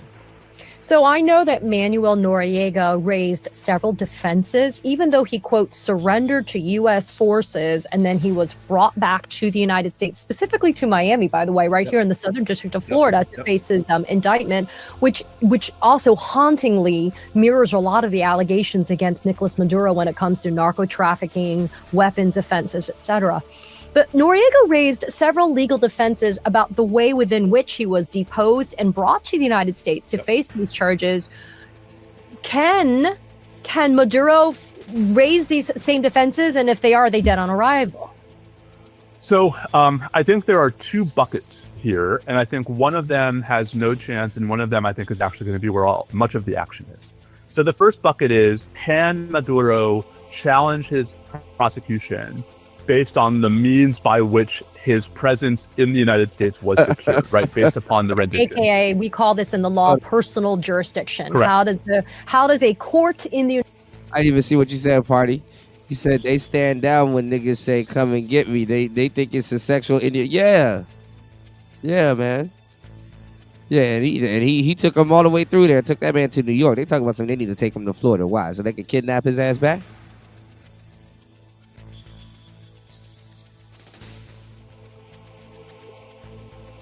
Why the hell would they take him to Florida?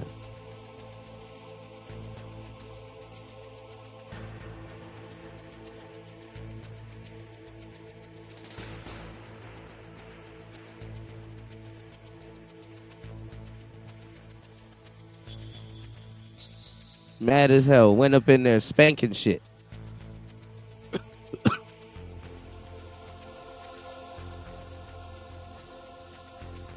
Oh.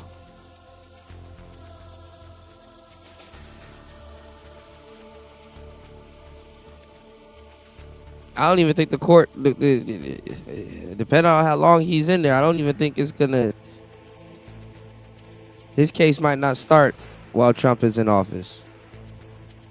So Trump might just spend the rest of the, he might just spend the rest of this shit just basically negotiating for the war to stop.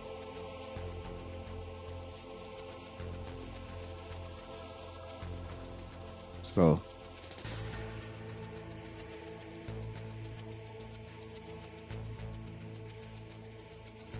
we got to see. United States get jurisdiction over the person of that party, the defendant, etc. Okay. Right. And so normally in normal personal jurisdiction land, you cannot forcibly compel a defendant into, you cannot like kidnap someone and bring them into the court and therefore establish personal jurisdiction over them. Yeah.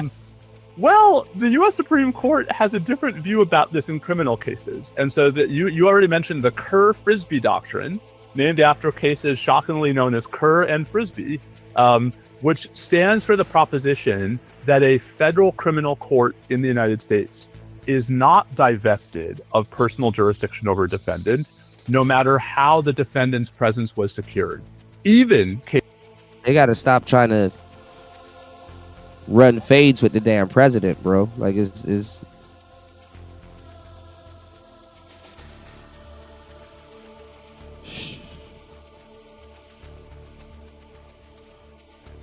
they gotta stop trying to run fades with the president, man. Fuck you, nigga. You think you hard? Wanna talk shit? Pick up the phone, bitch. This the real shit right here. Shut the fuck up, you nitwit. You talking shit upon my shit, homeboy? You just a little punk ass, bitch, bitch. Fuck that. Thousands of niggas is waiting for your motherfucking call, and they all talking shit up on that ass right now. Big niggas. Thick niggas. Curvaceous niggas. Affectionate niggas. Mwah, nigga. You want that true nigga shit? Let's call the line off top. 1213-373-4253. Only $4.99 a minute. These niggas is desperate. You call me fucker? Man, shut the fuck up, you tropical snake. 80s niggas. 90s niggas. Sleepy ass niggas. Nigga. Broke niggas. Baroque niggas. Parmesan niggas. Mystery niggas, revealed niggas. Fake niggas. Famous niggas. I'm alive, fool!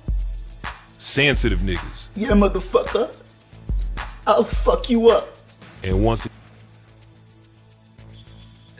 you want to talk shit? Pick up the phone, bitch. In cases in which the U.S. government forcibly abducted the defendant from foreign soil, which was the facts of a 1992 case called the United States versus Alvarez machine. So that's not going to be a great line of argument for Maduro, even though maybe it should be. Well, so what could see some action then, you said? So the real question, I think, is going to circle a lot around what's known colloquially as head of state immunity. So, right, this is where things get really fun and crazy. There's something that's called foreign sovereign immunity, which is recognized by statute. We have a whole statute called the Foreign Sovereign Immunities Act. Head of state immunity is different. Head of state immunity is a common law immunity that the United States has recognized all the way back to a John Marshall opinion from 1812. And it stands for the proposition that the United States cannot prosecute, cannot even civilly try, right, official acts of a foreign head of state who has been recognized as such by the United States. And that's the sticky wicket, right? The recognition piece is where this gets very messy. So, and does that turn heavily on the facts of the recognition? Yes. Meaning, how has the United States interacted with Maduro to date? Have they chosen his vice president, for example, to negotiate with versus Maduro directly? So it becomes a very fact-intensive analysis. With historically, Katie, at least a lot of deference to the executive branch, right? Which, yay. In Noriega's case, that made the issue fairly open and shut for the 11th Circuit, for the federal appeals court that has jurisdiction over Miami. The 11th Circuit said, even if we weren't going to defer to the Bush administration's claim that they don't recognize Noriega, the reality is he was never the de jure head of state. And so he's not entitled to head of state immunity at the very least because he was never really the head of state. That's not true in Maduro's case. I mean, again, this goes back to something we talked about a few minutes ago. From at least 2013 to 2019, the United States did recognize Maduro as the legitimate, duly elected head of state of Venezuela. If you look at the indictment, some of the offenses charged in the indictment overlap with the time period during which we recognized him as the head of state of Venezuela. And we got to remind people, though, Steve, that indictment that was just unsealed over the weekend and kind of touted around like some, prize calf by Pamela Joe at the DOJ, that's a superseding indictment. So there was an original indictment actually against Maduro. And again, Maduro, we are not supporting him. We're not fans. He's no angel. But I'm just saying there was an original indictment that he was facing years ago. And this indictment supersedes, meaning it replaces that older indictment. And I think we don't know the dates of either indictment. What seems to be different about the second indictment, among other things, is that it adds Maduro's wife, Celia. That's right. Who was not a party to the earlier indictment. And so when Pam Bondi says, these guys have been fugitives from the law, not sure how you can be a fugitive from an indictment you didn't know about, but that's... I mean... people would be like, well, you keep talking shit, we're just gonna come and get you. Jollof rice combination. Grand Rising.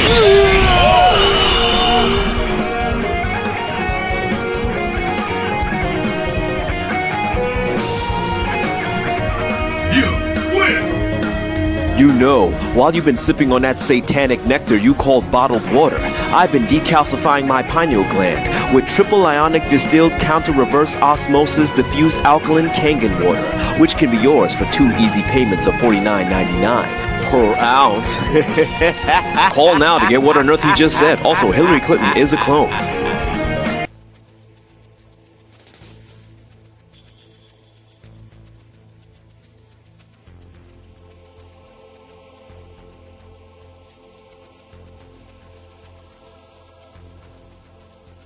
Happy New Year.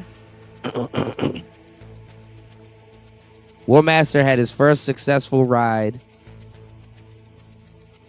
on his one wheel. We just got to get Raven to crank up the GT. Let's go. Why should logic stop us? But there's a thread to pull from there, though, which is why, and Margaret Brennan actually asked this question of Marco Rubio yesterday on the Sunday shows. If you have warrants for the other people that are in the Maduro administration, and I guess maybe this is their plausible excuse if you're Trump, right? I wasn't doing regime change. That's why I didn't depose all of the members of the Maduro administration. I think that has to be the argument, right? Right? Second so right. I didn't touch them. I only touched Maduro and his wife. But if you have arrest warrants, bounties on the heads of several of these kind of top members of the administration, and by the way, the VP in Venezuela, it's not like anybody's made allegations that her hands are clean either. Let's be very clear. Like, why would you not also facilitate the arrest of those people? Is it because they... Raven said War Master has 3 more rides before it treats him bad, like a bad slave. they weren't facing an indictment in the U.S. So we're back to the problem of the sort of No, man, those look. Those one-wheel falls are no joke. Lack of coherence coming out of the Trump administration about what this is about. Because right? it's a day ending and why. Some days it's about, in 1 hour, it's about arresting Maduro.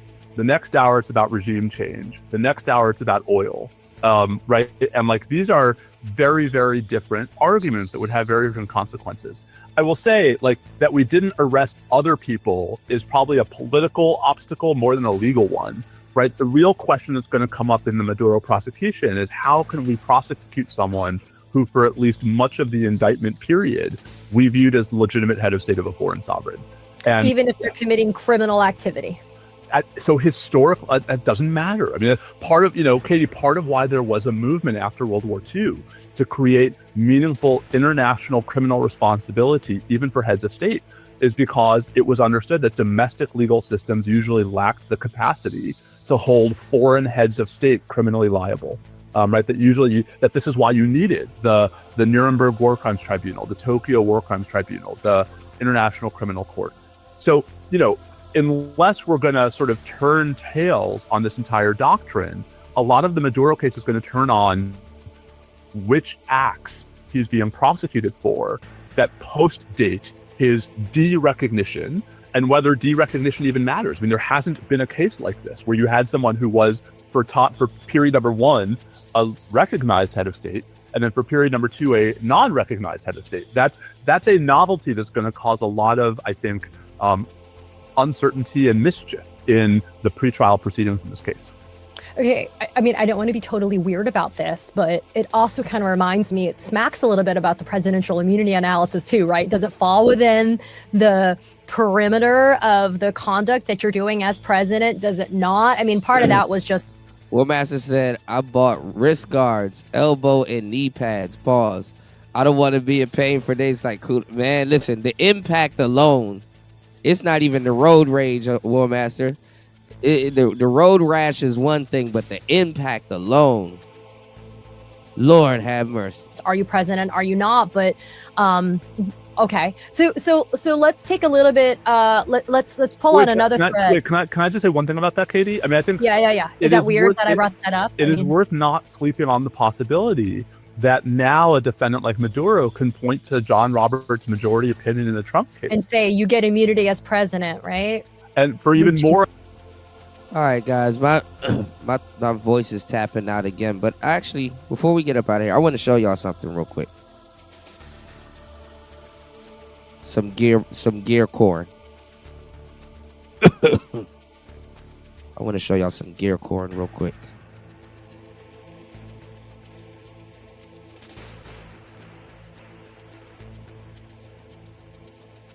Let me show y'all some good gear corn.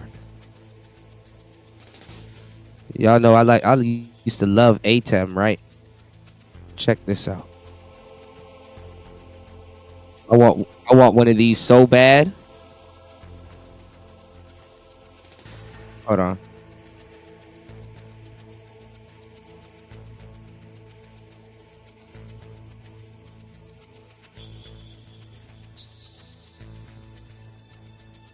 No sound. Hold on.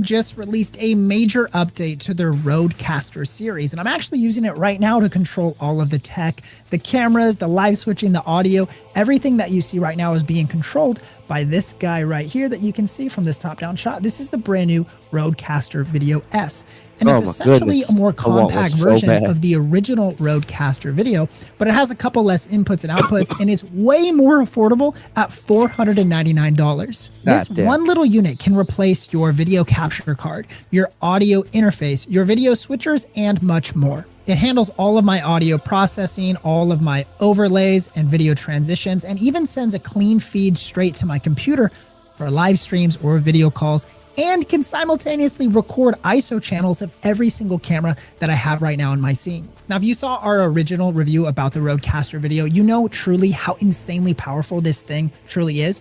And the new S version gets you about 90% of the power of the original Rodecaster for less than half the price. So if you're a solo creator or you want a multi-camera workflow without the giant footprint, this might be the most creator-friendly switcher on the entire market. Now, with that quick overview, let's break down everything that is new or different with the Video S model so you can decide if this is the right one for your setup. The Rodecaster Video S features 3 HDMI inputs for cameras or even other They don't even computer take up devices so much like real screens estate and on the monitors desk. if you wanted to run those into the Rodecaster.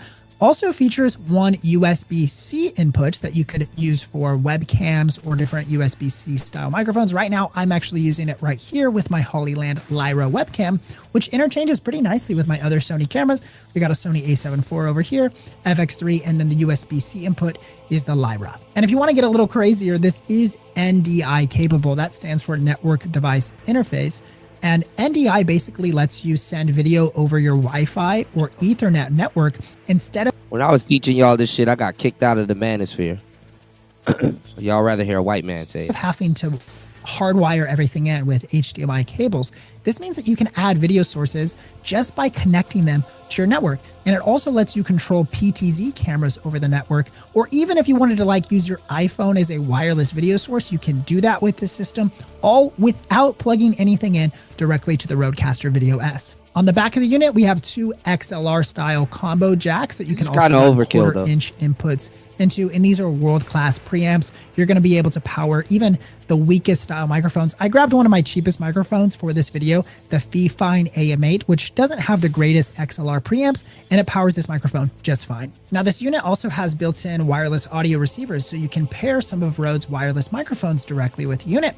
And I have it set up right now. I actually have this little Rode Wireless Pro connected right here, and I've built a scene that doesn't actually switch my camera input, but will just change my audio source, and I'll switch to that right now.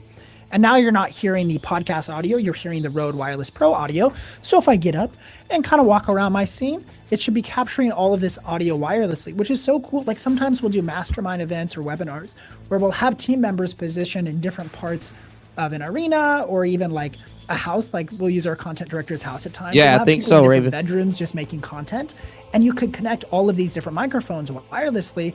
And it's so easy just to get set up, just kind of pair the units together in one quick click and you're good to go. You can also pair Bluetooth devices to your Rodecaster Video S and then maybe accept phone calls if you had guests calling into your show, or even just play music. Like right now, I just pulled up Stream Beats on Spotify, hit play, and now we have some Stream Beats going in the background. I can just dial in my levels with the audio mixer that it has, so I can kind of fade it out or fade it back in depending on what I want. Really cool feature. What's going on, Link? I actually pulled out my MPC the other day before I got sick and was messing around with it. But actually recording songs, I haven't recorded a song in like 2-3 months.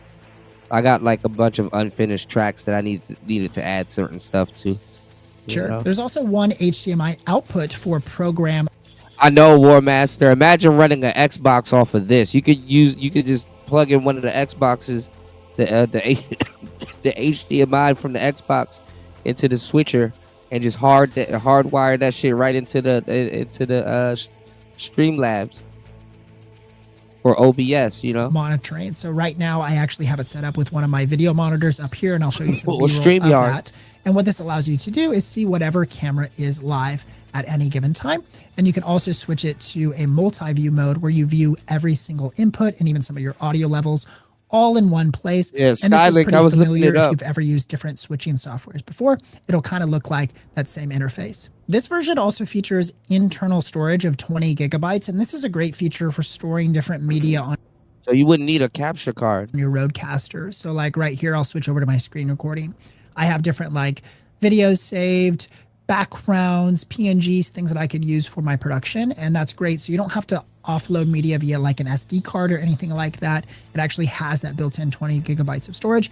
I do wish this was a little bit higher so you could store more stuff, but it might not be necessary for every single workflow. Now with the Video S, you're actually able to live stream and record ISO channels. So every single camera input and video feed that I have plugged in right now, I can record all simultaneously, plus the program out feed that embeds all of these switches and everything, and live stream to YouTube or Twitch, wherever I want, all at the same time. Pretty wild. Now remember, this is limited to 1080p workflow. So at this point, no 4K resolution is supported. So if that's a deal breaker for you, totally fine. There's other switchers you can try to go look at, but most of them are going to run you thousands. 1080p though is not bad though. It would be probably high res. Of dollars to get a 4K workflow. For most people, yeah, Starfield would look crazy. Who are doing live streams or webinars, coaching calls, 1080p is still enough resolution to work with. Now, that being said, I won't be surprised if Rode gives us a 4K switcher in the next couple years, or maybe, just maybe, they'd even find a way to make an update to the original Rodecaster video that's a little bit larger and more expensive to make it 4K capable. Now, no promises here, but I wouldn't be surprised if that's something they're working on maybe in the future. And by the way, for this whole video, I did record in 1080p, but then I scaled up the resolution 200% in post-production software so I could fill a 4K frame to match my B-roll that I shot for this video. So all of this footage that you see right here is 1080p. I just scaled it up to be a little bit larger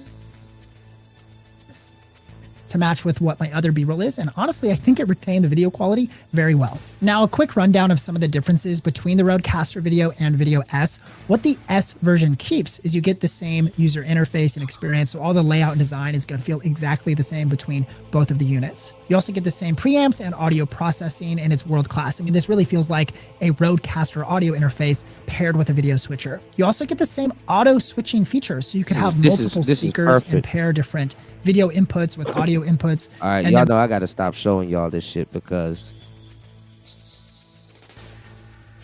got a lot of people that like to sneak, soak, and steal. But listen, y'all, I gotta take my medicine. That shit is gonna knock me out. My voice is going back out. Listen, I need to save my voice for the next show within the next couple of hours. You said, who taught me audio and tech? I had to blood, sweat, and tears I had to learn by my damn self. And then I had to educate myself on it. Tell you the truth. But man, the way I got done dirty in this space, bringing y'all high quality information was crazy. You know? I got some stuff to show y'all on the next show too, because there's a lot of space talk going on. But you know, on the next show, we'll talk a little bit more about this whole Venezuela thing. But we got some space stuff to get back to, all right? Shout outs to everybody in the building. I appreciate you guys. Shout outs to War Master for sponsoring the show as always. I love you guys. It's Player Talk Radio. I'm going to come back on later on today, which I think technically will be like early in the morning for you guys. Maybe 1, 2, 3 a.m. for you guys, you know.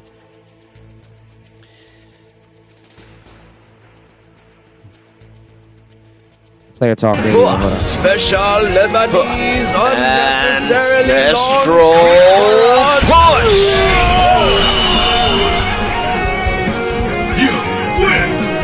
You know, you're gonna need some sea moss to recover from that one. Luckily, I have some available. Only 3 easy payments of $699.95 per ounce. Call now to get your ridiculously expensive sea moss while supplies last. Also, Prince Charles is a vampire.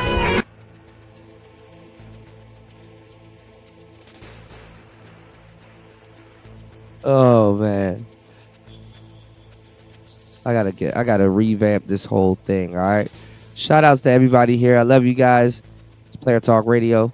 If you guys enjoyed the show, please support the show on air, off air. You support Player Talk Radio anywhere, because you know what, you care. It's Cuda. Peace.